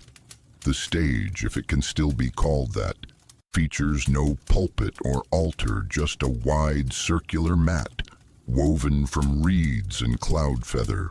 The remains of ribbons still flutter from poles, and tiny ceramic tokens shaped like pillow stars, and yawning cats lie scattered across the grass. This was the site of the festival of the third breath. It happened only once every 9 years, on the evening when the moon was at its lowest point in the sky and the bees bees on Hypnion's island all stopped buzzing at the same time. It wasn't scheduled, it arrived. And when it did, people came from everywhere. Not to party, not to preach, but to nap together publicly proudly. Each attendee brought their own napping gear. The rich arrived with linen-lined chaise longues perfumed with rosewater. Farmers laid out thick woolen blankets they'd carried on their shoulders. Children curled up inside emptied fruit baskets lined with petals. There were events, of course, but they were soft. There was the longest doze without drooling competition, the synchronized snoring showcase, the artful blanket wrap judged not on speed, but on elegance. Some years featured a group nap choreography where large teams coordinated their breathing and rolling over in hypnotic unison. The winner, always the quietest. You find old stone placards etched with past champions. One reads, Amara of Naxos, slept so gently a butterfly nested on her. Another, Theo the fishmonger, 3 dreams in 30 minutes, all about clouds. And your favorite, someone named Petros. No one remembers his face, only his sigh. You settle onto one of the mossy cushions as Hypnion appears on what used to be the stage. He doesn't bow, he doesn't wave. He just lies down, hands behind his head, one knee cocked lazily to the side. That's how we celebrated, he says, with less. You ask why it ended. History prefers noise, he replies. Celebration got louder. We got left behind. He doesn't sound bitter. If anything, he sounds wistful. You imagine the festivals now, thousands of people reclining together in shared quiet. The world paused not from emergency, but from invitation, a communal sigh, a city asleep in joy, not fatigue. A scholar once theorized that these festivals were hallucinations, mass delusion brought on by seasonal pollen, she wrote, though her notes include a sketch of herself napping mid-lecture and waking up with a dream of music shaped like fog. Another fringe researcher proposed that the festivals were more common than we thought, just badly documented because no one stayed awake to write them down. A valid point.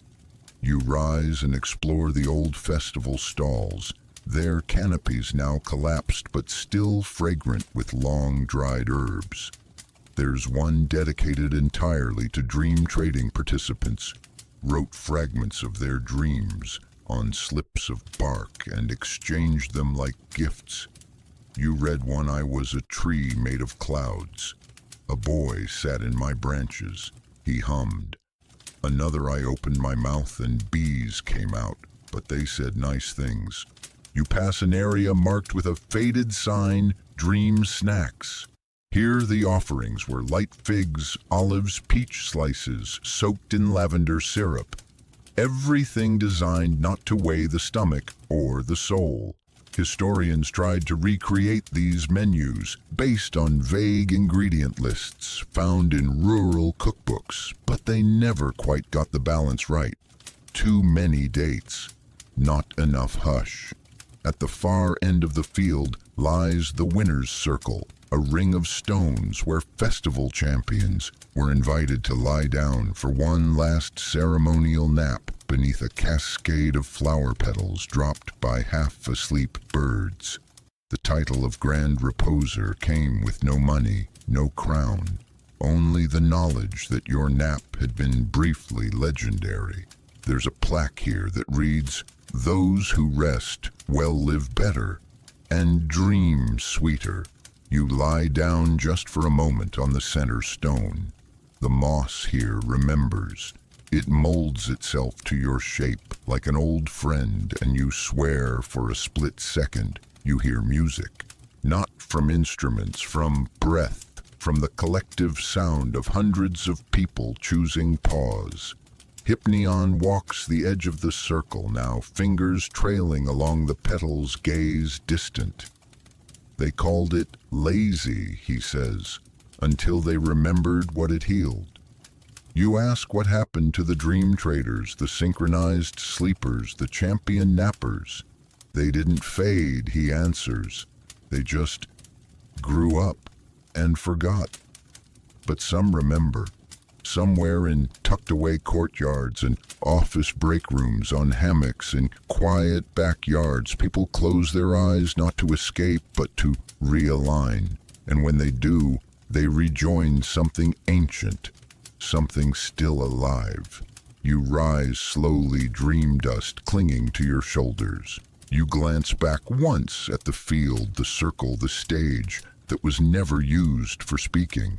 And you carry the memory with you, not just of the festivals, but of the feeling, the permission, the stillness, the joy of lying down, not because you're broken, but because you're whole. The slope out of the festival field is gentle, the kind of incline your legs barely register. The ground here feels bouncier, springier, as if the soil is remembering every soul whoever napped on it and is now offering you a turn. Ahead, the trees thicken again, but not ominously. It's more of a hush, a curtain drawn softly across a stage. And behind that curtain waits one of Hypneon's most curious adventures. You've reached the time he tried very earnestly and very politely to join the Olympian pantheon. It wasn't ambition. Hypneon has never been interested in thrones or lightning bolts, or having his face painted on temple ceilings. But after centuries of quiet service, helping mortals and gods alike rest, recover, and occasionally remember their dreams, he thought maybe, just maybe, he'd earned a proper seat at the table. So he applied. Literally. You come to a clearing now where the grass gives way to smooth stone, a replica of the long hall of Olympus, recreated here in silence. Columns circle an open area where 12 seats would be, if Hypneon had ever finished building them. Only one is occupied, a pillow on a raised platform, slightly lopsided. He called it the application throne. Hypneon didn't storm into Olympus with fanfare. He submitted a scroll, nicely handwritten, minimal embellishment, titled A Modest Proposal for Recognition, the Case for Naps. It included an overview of nap-based healing practices, a list of gods who had benefited from impromptu rests, some of whom didn't know it.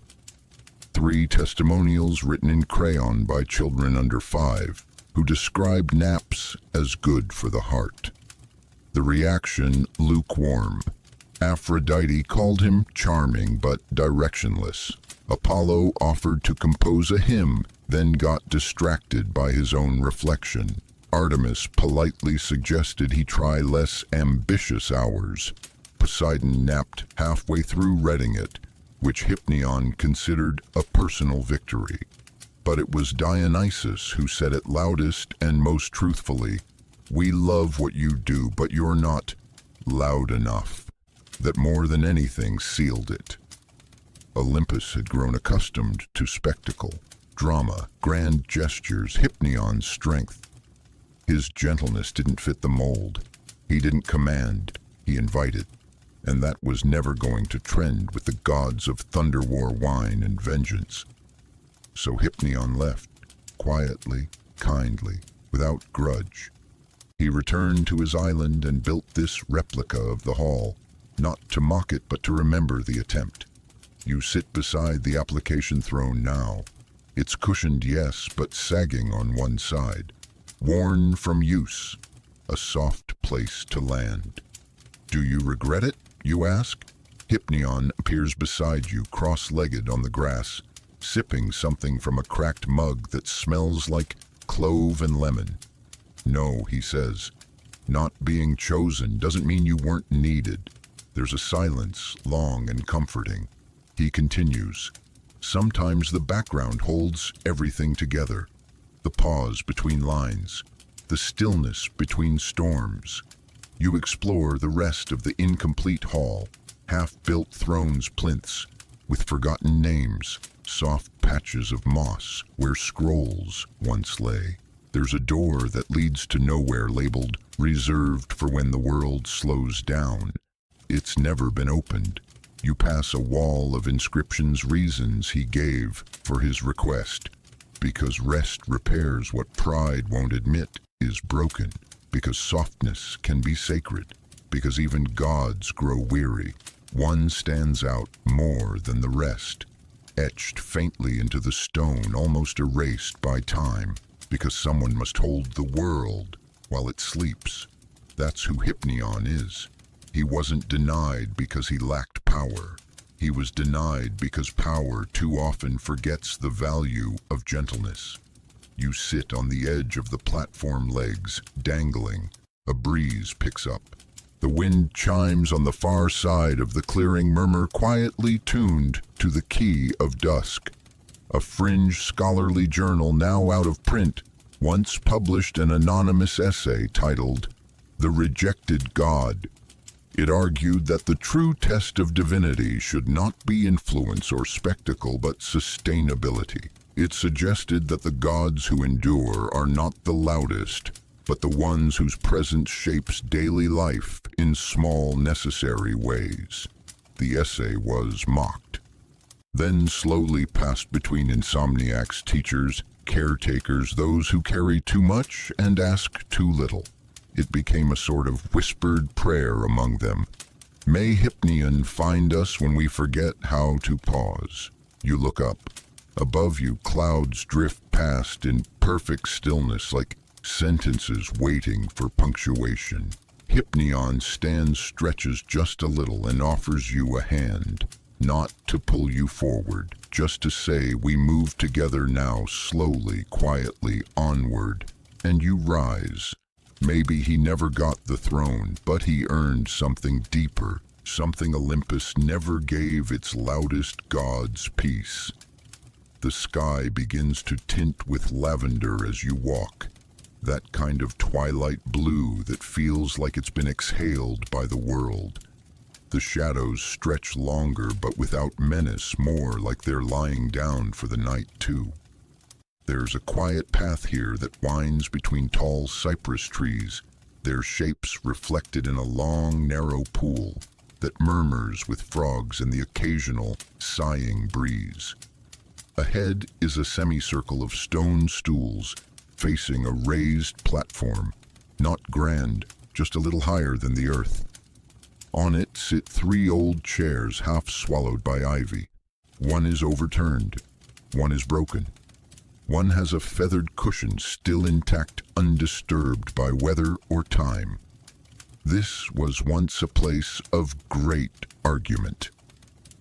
Welcome to the Oracle Complaints Council, the time Hypnion found himself squarely at odds with the soothsayers of Greece. You may have heard of them, the oracles, especially the big ones, Delphi, Dodona, the priestesses who inhaled sacred fumes and spoke in riddles so dense even philosophers took naps halfway through decoding them.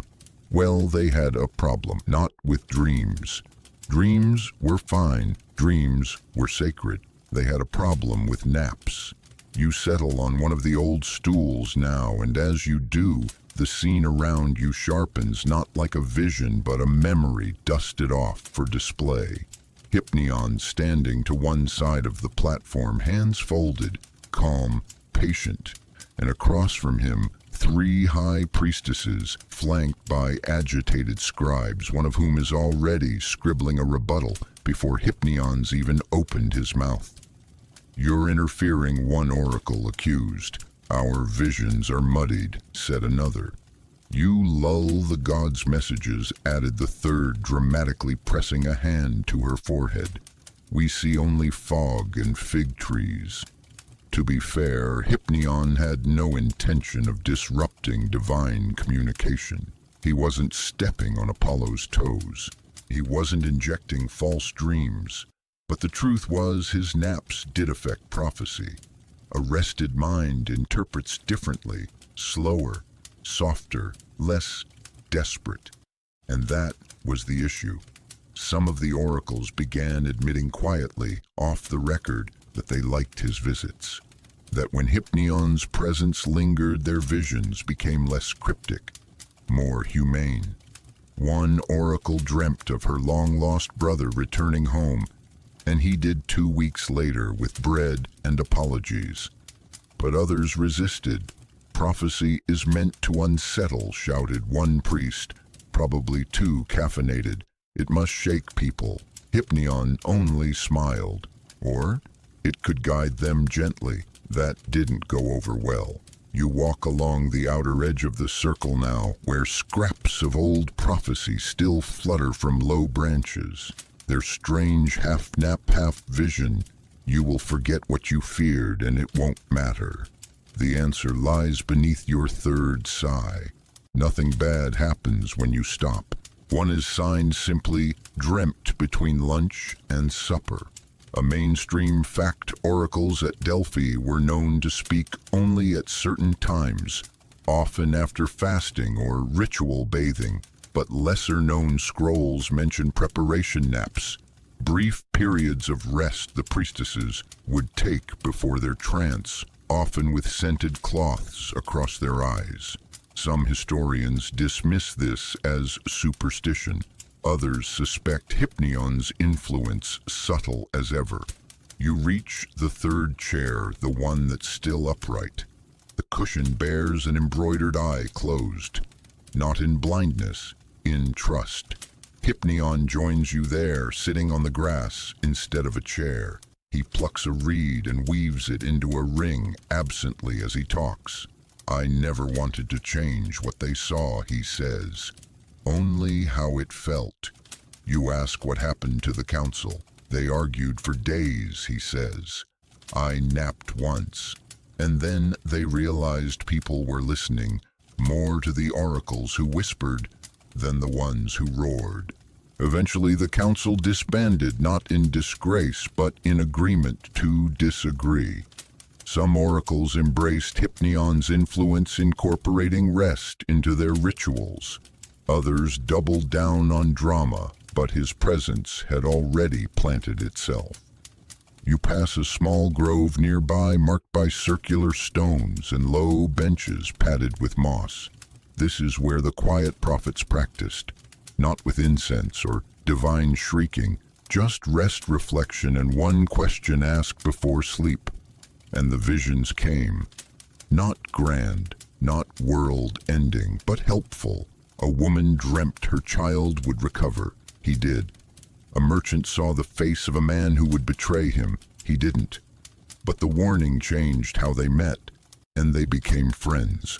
One prophecy simply read, "You are not behind. You are just breathing." That one was copied hundreds of times.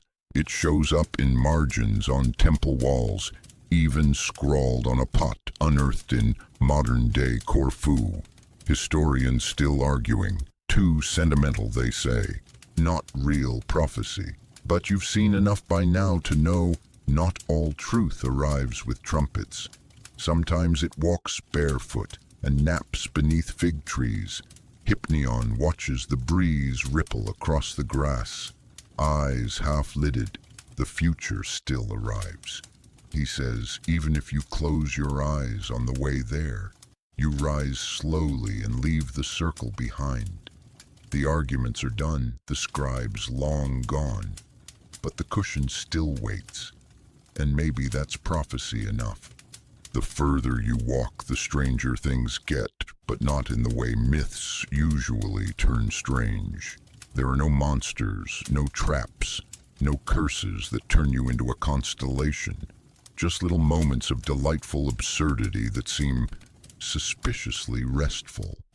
A staircase curls ahead, carved into red rock and lined with soft moss on every step.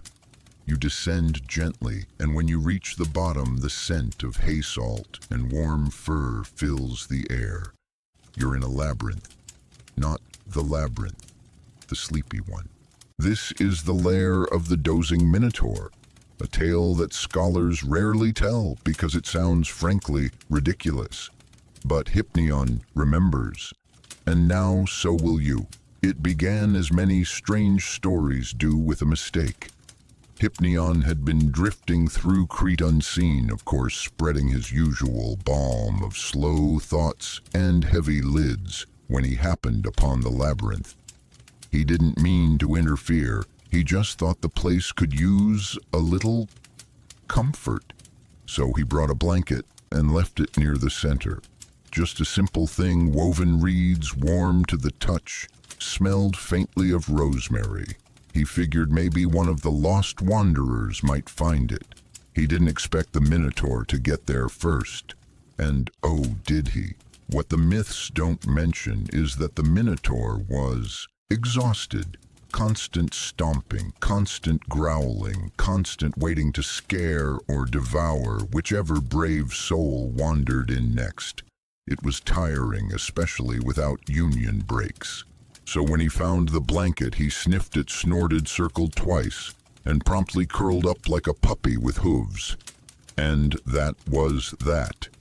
You step deeper into the labyrinth now, not menacing walls of stone and shadow, but gently curved paths lined with glowing moss and faintly humming walls. The echoes here don't shout, they shush. In the very center lies a massive divot in the earth, shaped like something large once slept there often. Surrounding it are scattered objects, half-finished hero speeches, a wooden sword dulled from disuse, a scroll titled Things I'd Say If I Weren't So Sleepy. A tuft of fur remains on one of the walls, pinned under a vine. You touch it, it's warm, recent. You sit near the impression in the soil and try to imagine it. Theseus arriving with sword in hand, prepared to do something heroic, only to find the Minotaur curled up in blissful slumber, snoring. According to fringe accounts, Theseus stood there awkwardly for several minutes, sword raised until he gave up, dropped the weapon, and waited. The Minotaur stirred, blinked one red eye, yawned, and promptly offered Theseus a corner of the blanket. They napped together. You heard that right. The official story says Theseus slew the beast, but an old weather-stained scroll found in the back corner of a forgotten monastery says otherwise. And the prince, moved by pity and sleepiness, did lower his blade and join the creature in quiet dream. The story ends with an odd line. He emerged not victorious but rested. You find traces of Hypnion's influence throughout the labyrinth. Walls carved with soft phrases. Breathe here. You're not lost. You're wandering gently. Lay down the sword. Pick up the sigh. There's even a small alcove labeled Snack Nook, containing pits of long-eaten figs, and something that looks suspiciously like a melted cheese wheel. You lie down near the center just for a moment, on what you now realize is a wide bedding made of trampled reeds moss and carefully placed flat stones. It cradles you, and the sounds of the labyrinth shift, not threatening roars, but sleepy breathing, gentle muttering, the occasional soft hooved shuffle. Hypnion appears beside you, not lying down this time, but walking with his hands clasped behind his back, like a school teacher reviewing a student's well-dreamt essay. I didn't change him, he says of the Minotaur. I just gave him permission. You ask if the Minotaur ever woke up for battle again. No, Hypnion replies. He left the labyrinth, became a beekeeper. You blink. Seriously, he said he wanted something quiet. Bees respect stillness. A quirky historical note, a Cretan village near what is believed to be the site of the labyrinth has a local legend about a gentle giant who raised honey-producing beetles and made the world's softest wax candles. His home was always warm. Visitors always left sleepy. No one ever found his grave, but Hypnion says he still naps among the reeds. You rise and make your way through the labyrinth's spiraling exit. It doesn't resist you. There are no tricks here, no minotaurs to fight, no lessons that must be learned at sword point. Only one truth. Even monsters grow tired, even myths get heavy, and sometimes what they need isn't a hero but a hammock. The labyrinth lets you go gently, no chase, no puzzle, no echo of your name vanishing into the walls. Just a soft rise in the ground, and then a parting in the trees ahead that reveals something unexpected: the moon. But not the moon as you know it. Not that cool, distant guardian scribbled into poetry and painted onto bedroom ceilings. No, this moon is lower, closer, resting just above the treetops, like it's paused mid-glide, as though someone somewhere gave it permission to stop for a little while. And someone did, because this is the story of the night the moon took a nap. It's not in any textbook. No constellation is named after it. No calendar marks it with a festival. But for one night the moon did not complete its arc across the sky. It hovered, suspended, drowsy, cradled in a hammock of clouds and starlight. You come to a still lake, dark and glassy. The reflection shows the moon resting in the sky, and in the water at once curled like a cat with silver fur. The stars around it shimmer slower, like they're whispering lullabies. This is where it happened, on this very shore long ago, when Hypnion met Selene, the moon goddess.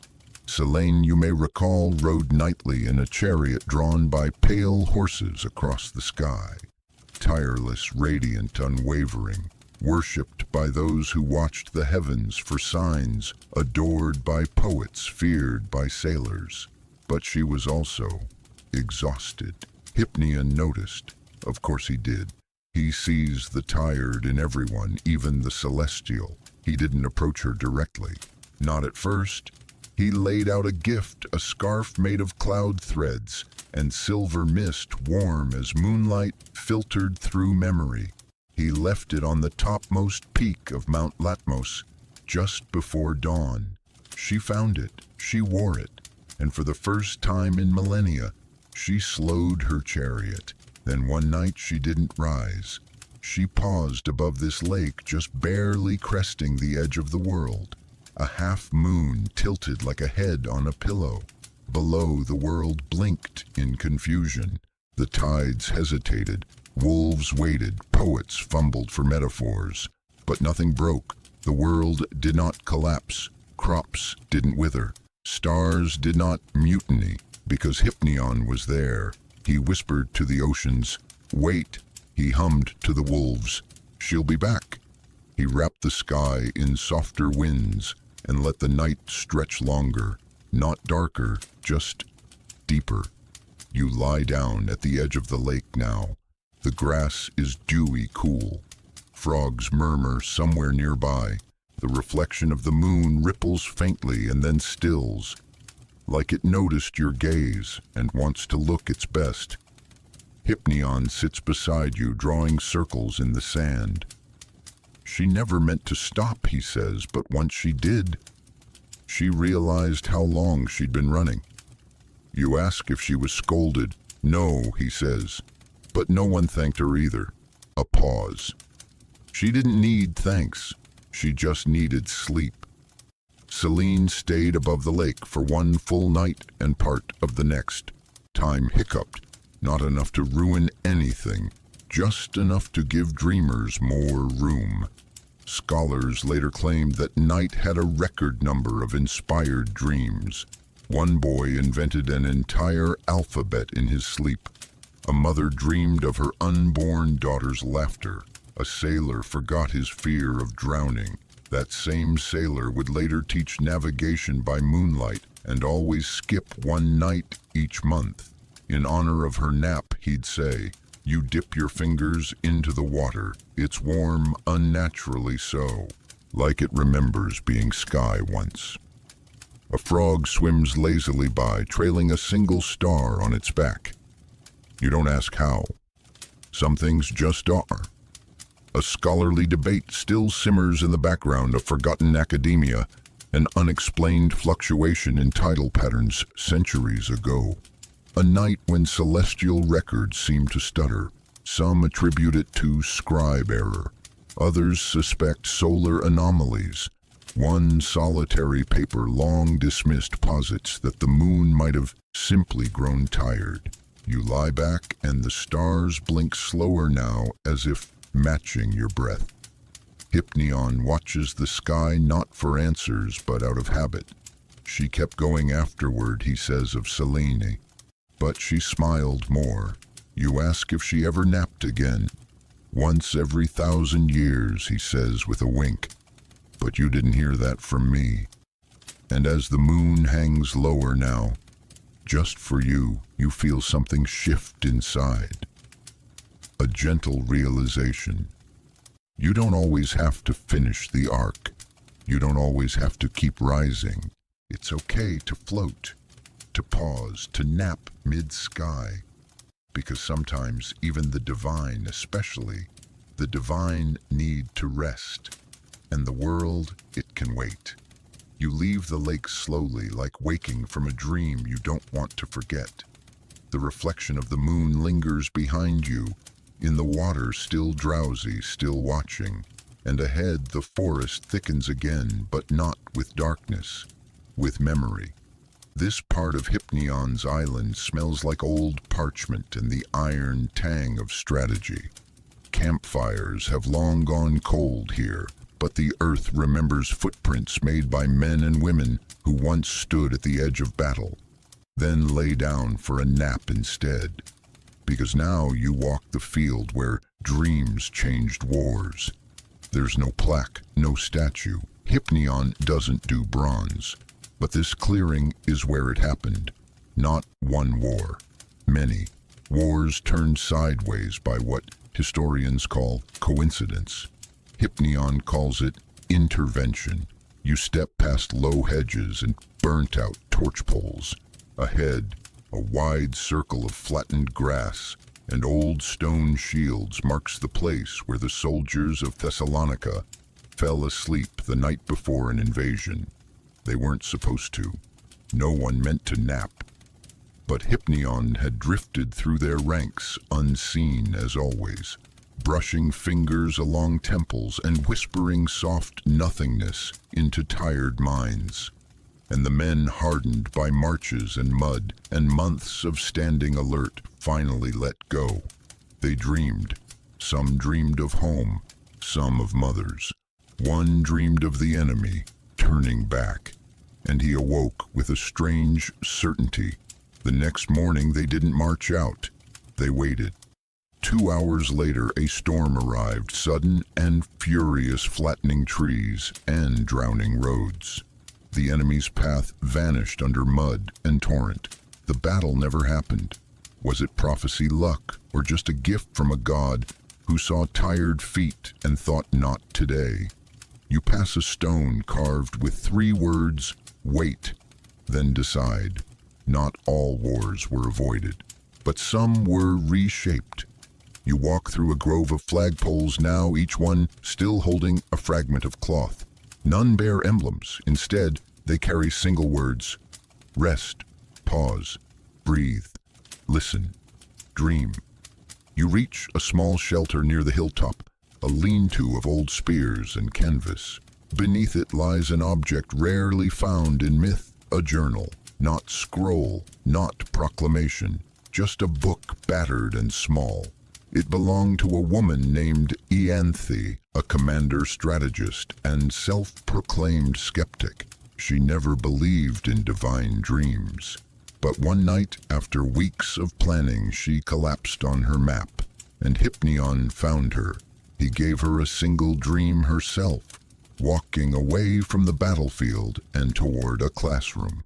She woke, changed the plan, avoided the fight, and eventually opened the first academy for military ethics in her region. Her students former soldiers, and one boy who dreamed of cities without walls. Historians dismiss her change of heart as personal disillusionment. The dream is rarely mentioned, but her journal entry says this: "I dreamed of stillness. When I woke, it felt like strategy." A curious historical footnote in some older Greek war manuals, buried deep in appendices or footnotes, are sections on combat delay. Most are tactical, but one or two mention sleep. One even references a now-lost technique called Hellenic lucid caution. No details survive, but the idea remains: sleep before decisions. You sit beneath the lean-to, now feeling the wind slide through gaps in the old canvas. There's something soothing about being here, where battle and breath collided and decided to nap instead of clash. Hypnion stands at the edge of the clearing, arms crossed, watching ghost formations drill softly in the distance. "I never stopped a war," he says, "just slowed some down long enough for better choices to show up." You ask him if he thinks peace is possible. He smiles gently. "Not always," he says, "but sleep makes us less afraid of it." You rise and walk toward a ridge overlooking a wide valley. The grass there is stained with history, but also wild flowers. Nothing here is glorified, only remembered. And as you look down, you wonder how many turning points in history came not from swords or speeches, but from the breath someone took before making the final call. The pause, the dream, the moment of maybe not. Because sometimes dreams are more than symbols. Sometimes they are decisions, soft ones. And in those soft decisions, wars lose their appetite. You leave the battlefield gently, not in retreat, but in reverence, each step a quiet thank you to the grass, the wind, the choices that were never carved into marble. The land softens again beneath your feet, as though rewarding you for paying attention. And then you hear it. Not the rush of history, not whispers of gods. Snoring. Polite, rhythmical, deeply unapologetic snoring. You crest a small hill and find yourself looking down on what appears to be an open-air courtroom, or what used to be one. Half-collapsed columns ring a stone circle with a dais in the center. Benches sit at crooked angles, overtaken by moss and cushions. And everywhere, on every surface, are blankets, hammocks, and people, number statues. Reclining figures caught mid-nap, some with arms folded across their chests, others sprawled with scrolls still open on their laps. Welcome to the site of the nap crimes and snore trials. Yes, this was real, at least according to a handful of scrolls too absurd to fake and too specific to ignore. You make your way down into the center of the court. The dais still holds the gavel of gentle judgment, a polished stick wrapped in wool and tipped with a rubber fig. Hypnion stands beside it now, arms raised in mock formality. "All rise," he says solemnly, "or stay seated, honestly, whatever feels best." He grins. You take a seat on one of the mossy benches, which immediately shifts to cradle your weight. A pigeon nearby coos in approval and then promptly dozes off. The trials began, according to Hypnion, when public naps became too effective. It started innocently. Workers fell asleep on lunch breaks and returned more productive. Artists napped in bursts and created things so beautiful they made oracles cry. But then came the backlash. Sloth cried a senator with a chronic squint and no sense of rhythm. Laziness disguised as divinity. He passed a law, no napping in public without official permission. It went about as well as you'd expect. The first trial was absurd, a baker accused of reckless reclining during peak hours. Her defense: she'd only closed her eyes while waiting for dough to rise. The jury asleep before deliberations ended. The judge, Hypnion, Not because he was appointed, he just happened to be the only one awake when everyone else drifted off. That first case ended with a nap. And so did the next, and the next. Before long, the court of nap offenses became less a court and more a ritual, a place where people gathered to pretend to try each other for rest crimes, but actually share stories, dreams, and sleep techniques. A man once stood trial for snoring in Dorian mode, which disrupted a nearby choir. He was acquitted after proving his snores improved harmony. A child was brought forward for yawn theft, accused of triggering an entire market-wide chain reaction. The judge awarded her a ribbon.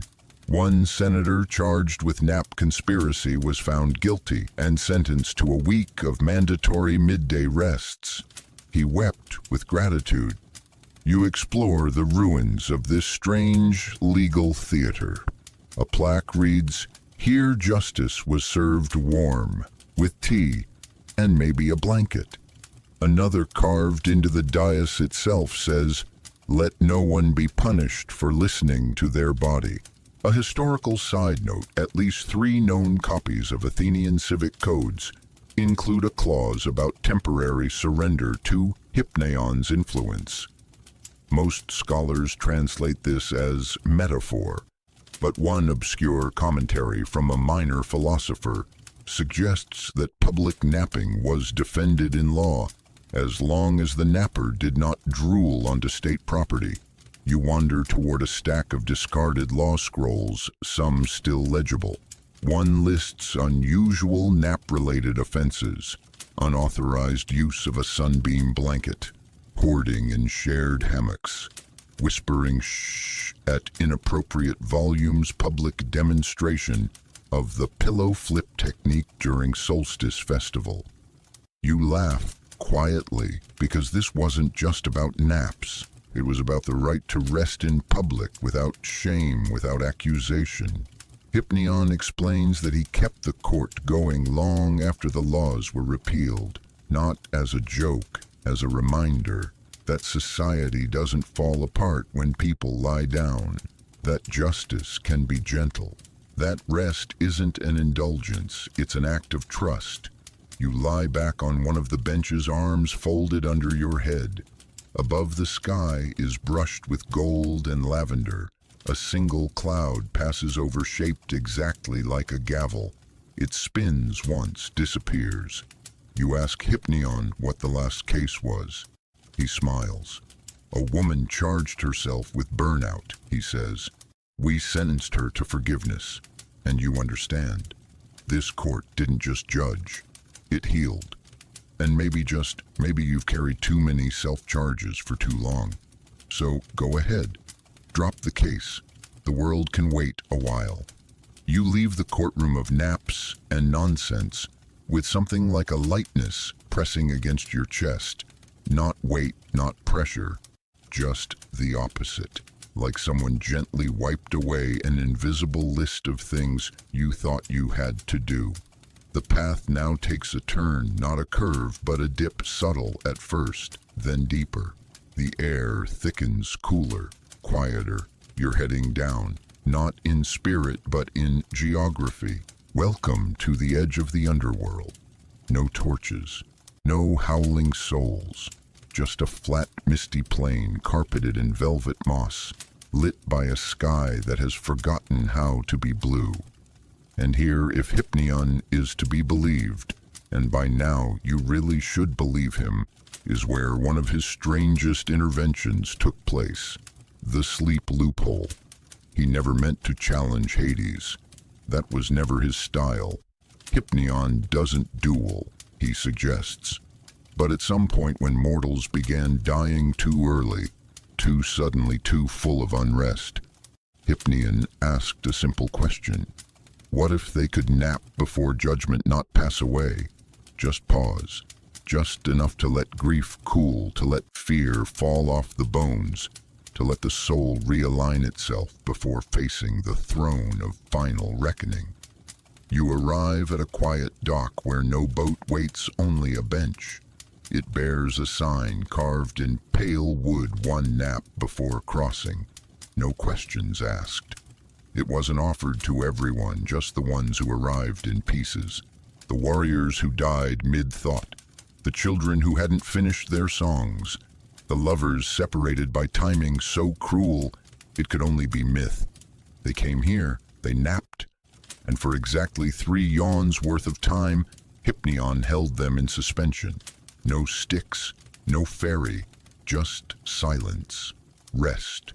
You sit on the bench now, and suddenly you can almost hear them souls, breathing softly just outside of time. Not moaning, not wailing, breathing. A philosopher once wrote about this place, though his scroll was nearly destroyed by fire. In it, he described a twilight dock beyond memory where he dreamed he met his childhood dog and wept for reasons he didn't understand. That dream, the footnote claims, made him give up politics and become a baker. You believe it. Hypnion stands beside the bench watching the mist curl around the empty path. Hades didn't love the idea, he says, but he respected it. You ask why Hades allowed it at all. Because even death needs rest, Hypnion replies. And sometimes letting someone breathe makes them walk into the dark without fear. A quirky record, a lost Orphic hymn fragmentary found inside a wine jar, references a soft-footed god who stilled the gates and taught the soul to sleep, not die. Most scholars call it poetic metaphor. But the jar's original owner was buried with a pillow made of ash and feather. And here's the strange thing, no one remembers what the place is called. There's no inscription, no mythic name, just a location passed from whisper to whisper among dreamers and dying poets. You wander past the bench into a shallow grove of willow-like trees with leaves shaped like closed eyes. Beneath one a stone reads, "I was angry, then I napped, then I understood." You ask Hypnion if any soul ever chose to return to go back to the world of the living after their nap. He shrugs. A few. One was a weaver who remembered she had a story to finish on cloth. Another was a boy who realized he hadn't yet named his dog. And one, a very old woman, rose, brushed her knees, and simply said, "Not yet." All Hypnion did was hold the space. Because sometimes what we need more than answers or endings is a breath, a beat, a kindness between the chaos and the reckoning. You sit again. You don't sleep, but you understand now sleep isn't the opposite of death. It's the soft cousin, the one who sits beside you and says, "Let's not go just yet." You look across the field of mist and know that someday someone you love will sit here. Maybe you will too. And when you do, Hypnion will be here. He won't speak, but he'll wait. And maybe that's the greatest gift of all. You leave the twilight grove, slowly reluctant to rise from that bench that didn't quite hold your body but held something else, something quieter. You move uphill now, back toward the living, though the path doesn't declare it with sunshine or trumpets. It simply lightens. The air thins. The moss softens. And then just beyond a grove of almond trees, you see it. A house, not a temple, not a cave or tower, just a modest stone house with a sloping roof and a porch that looks like it's always ready for tea. This is where Hypnion lives, the god of naps, the patron of pause, the quiet divinity you've walked beside through myths and mystery, now invites you into his home, and it is, perhaps, his strangest creation of all, because it is ordinary, utterly beautifully ordinary. You step onto the porch. A rocking chair rocks itself, gently responding to a breeze you didn't notice. There's a wind chime shaped like a fig leaf and a spoon. It plays a lullaby in G minor if you're listening right. Hypnion opens the door with his elbow hands full, with 2 steaming mugs. You like chamomile with honey and cinnamon, he says. You blink. I do. I know. Inside the house smells like books and lemon and the sunlit part of afternoon. The floor is cool, the ceiling low. Every chair has a blanket folded nearby. Every shelf holds small boxes labeled things like best laughs I've overheard, dreams that solved puzzles, times people chose to forgive. Instead, the house is alive with sleep, not in stillness, but in soulfulness. Nothing here tries to impress you. It wraps around you like a childhood memory you forgot you remembered. You sit at the kitchen table. It's wonky, perfect, and Hypnion, barefoot and mug in hand, begins to tell you the most surprising story of all his own. He wasn't always a god, not in the official sense.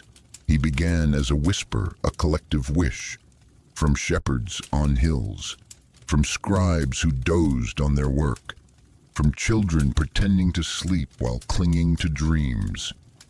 Over time, that longing, the desire for pause, for safe surrender, shaped itself into presence, into him. He was noticed by Hestia first, the hearth goddess. She called him useful. Then by Hermes, who appreciated his talent for rerouting urgency. Eventually, the gods stopped calling him that dreamy breeze and started calling him Hypnion, a name made from hushes. He never claimed temples, never demanded sacrifices.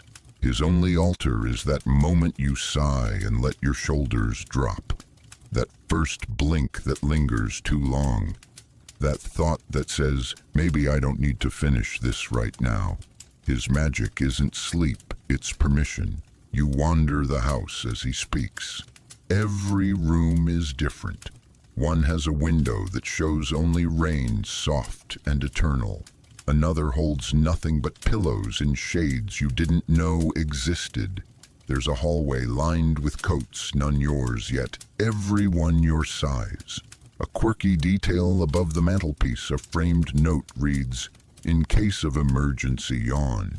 You step into a final room, a sunroom. Light filters in through curtains woven from mist and memory. There's a bed, not large, not grand, just welcoming, and beside it a book. Open, it reads, "To all who arrived tired. May you find here the kind of rest that doesn't ask you to explain yourself first." You don't cry, but something inside you lies down and closes its eyes. Hypnion appears in the doorway. "Most gods ask for loyalty," he says. "I only ask that you stop pretending you're not tired." You sit on the edge of the bed. You don't lie down yet, but you understand now. The journey wasn't to discover how he helped others. It was to remember that you, yes, you have always deserved softness. Even when you didn't win, even when you didn't finish, even when the world told you to keep going and going and going, you're allowed to stop. Not forever, just long enough to find yourself again. Hypnion raises his mug in quiet toast. "To naps," he says, "and for the first time you raise yours too. To being human," you reply. The house disappears behind you, not abruptly, not like a puff of smoke, but like a page turned softly. One moment it's there, glowing with warmth and wild honey, and the next, it's a memory tucked just under your ribs, close to your heartbeat. The land ahead opens into fields, rolling, golden, breezy. Everything glows faintly like the world is exhaling golden dust. You walk with no destination because this part of the story is about what happens when people forget how to rest and who brings them back. You've come to the field of the unwound, a myth almost no one tells, because it sounds too modern, too painfully familiar. These weren't warriors, not prophets, not heroes or oracles. They were the overachievers, the burden bearers, the ones who couldn't stop, You see them now, sculptures in stone, each posed mid-motion, one with 1,000 scrolls clutched to her chest, another writing with both hands at once. One man is frozen mid-shout, his face contorted in urgency, though moss grows from his mouth. This is what burnout looked like before we had a word for it. Hypnion doesn't lead you through the field. He lets you walk alone, quietly, because these statues aren't just warnings, they're stories. You pause at one, a woman carved kneeling with her hands in prayer and a scroll pressed to her forehead.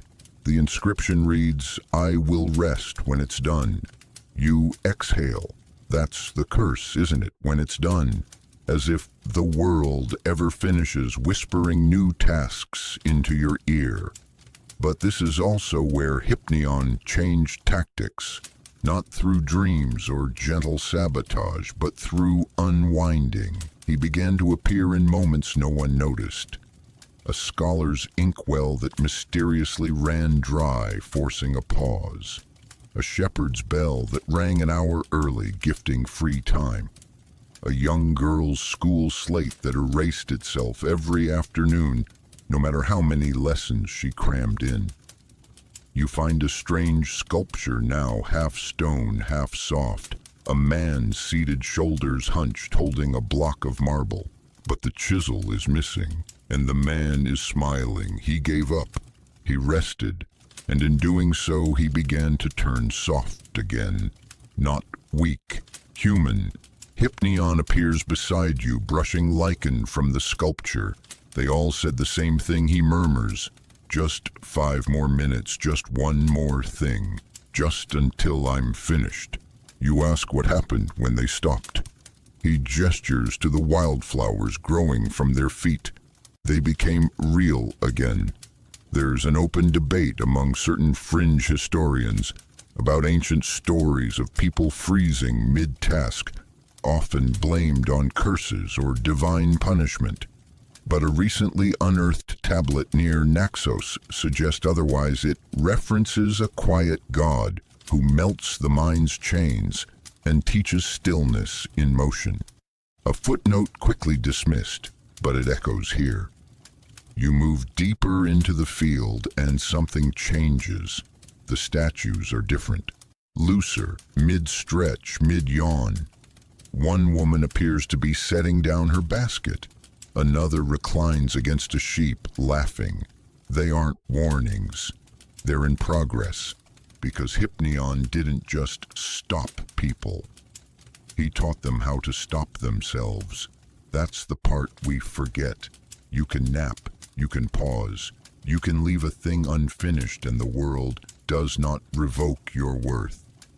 You come to a hill at the top of which sits a sundial. It's cracked. The shadow points to a symbol instead of a number. It's a pillow. You lie beside it, letting the grass whisper against your arms. Hypnion speaks quietly from behind you. I don't fix people, he says. I just hand them the key to the lock they didn't know they had the power to open.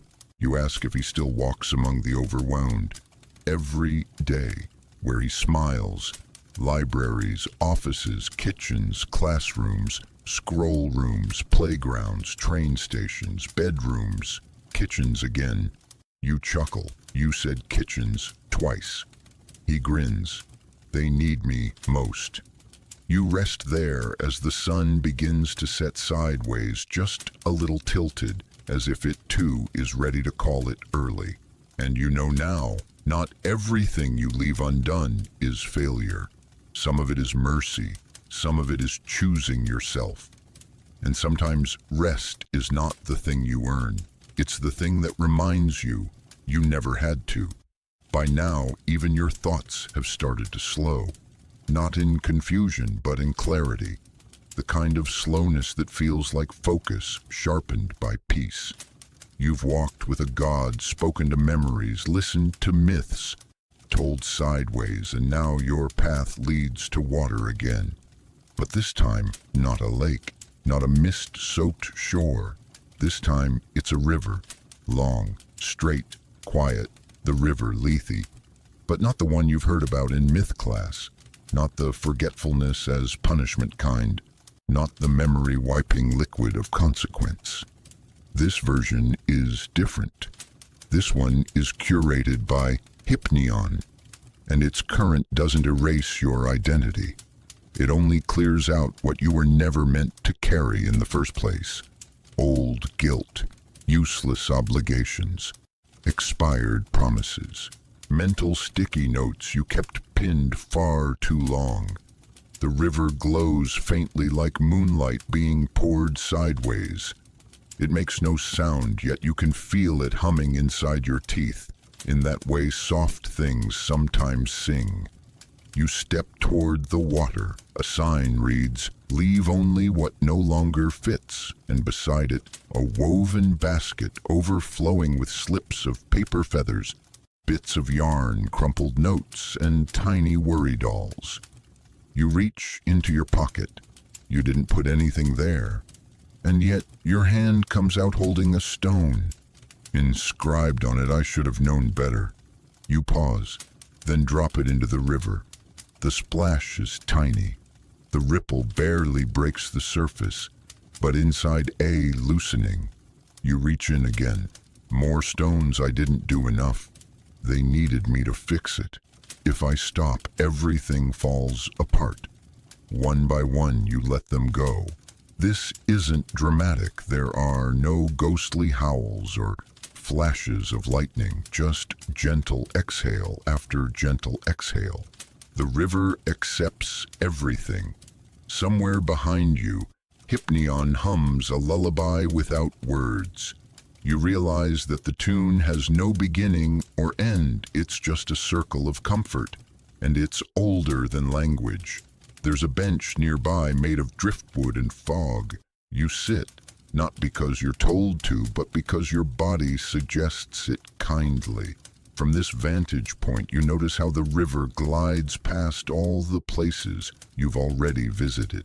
Beneath the moon, through the battlefield, past the napping Minotaur's lair, beneath the tree where Selene rested, even around the dock where souls paused between life and death.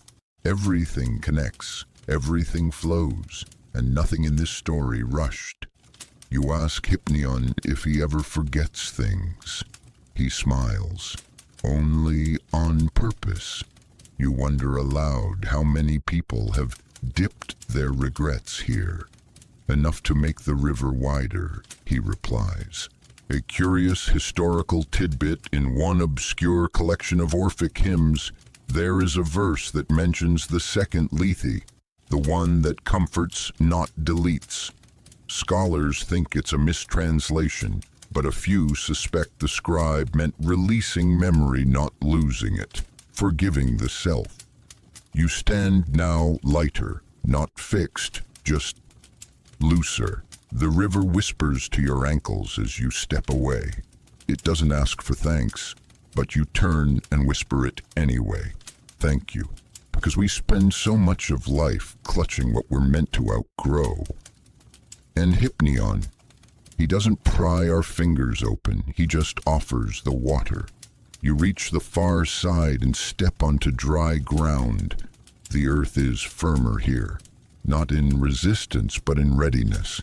The kind of earth that says, you've rested enough. You can move now, but not because someone's chasing you, because you want to. You walk forward and the river drifts behind you, not erased, not gone, just flowing on, carrying the old weights toward a place where even pain can soften. The land rises gently now, each step, not a climb, but a glide, as if the earth itself is lifting you. Behind you, the river Lethe hums its lullaby, far off now, but still inside you in some secret humming place. Ahead, the trees part for a clearing, a simple circle, no altar, no statue, just a bed, not majestic, not ceremonial. It's a bed the way you think of one when you're tired. Blankets rumpled just right, pillows with the good side already turned out. Sheets that smell like nothing and everything, fresh cotton old sunlight, a memory you can't place but know you once loved. This is where Hypnion offers his final gift. Not a lesson, not a parable, a nap. That's it.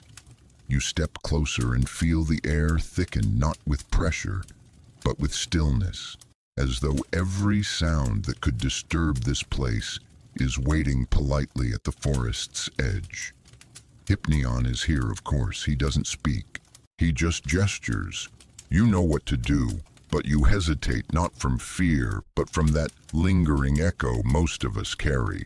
The one that says, don't lie down yet, not until you've earned it. As if exhaustion needs proof, as if rest is conditional. You sit first. The bed sighs beneath you like it's been waiting for just your shape. You glance at Hypnion. He nods once. His expression says, you've always had permission. And so you lie back. Everything slows.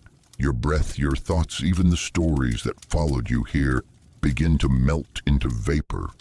The trees sway in a rhythm just out of reach. Clouds drift overhead in lazy mosaics. Somewhere a bird doesn't sing. You don't fall asleep. You drift into it like stepping sideways into warm water.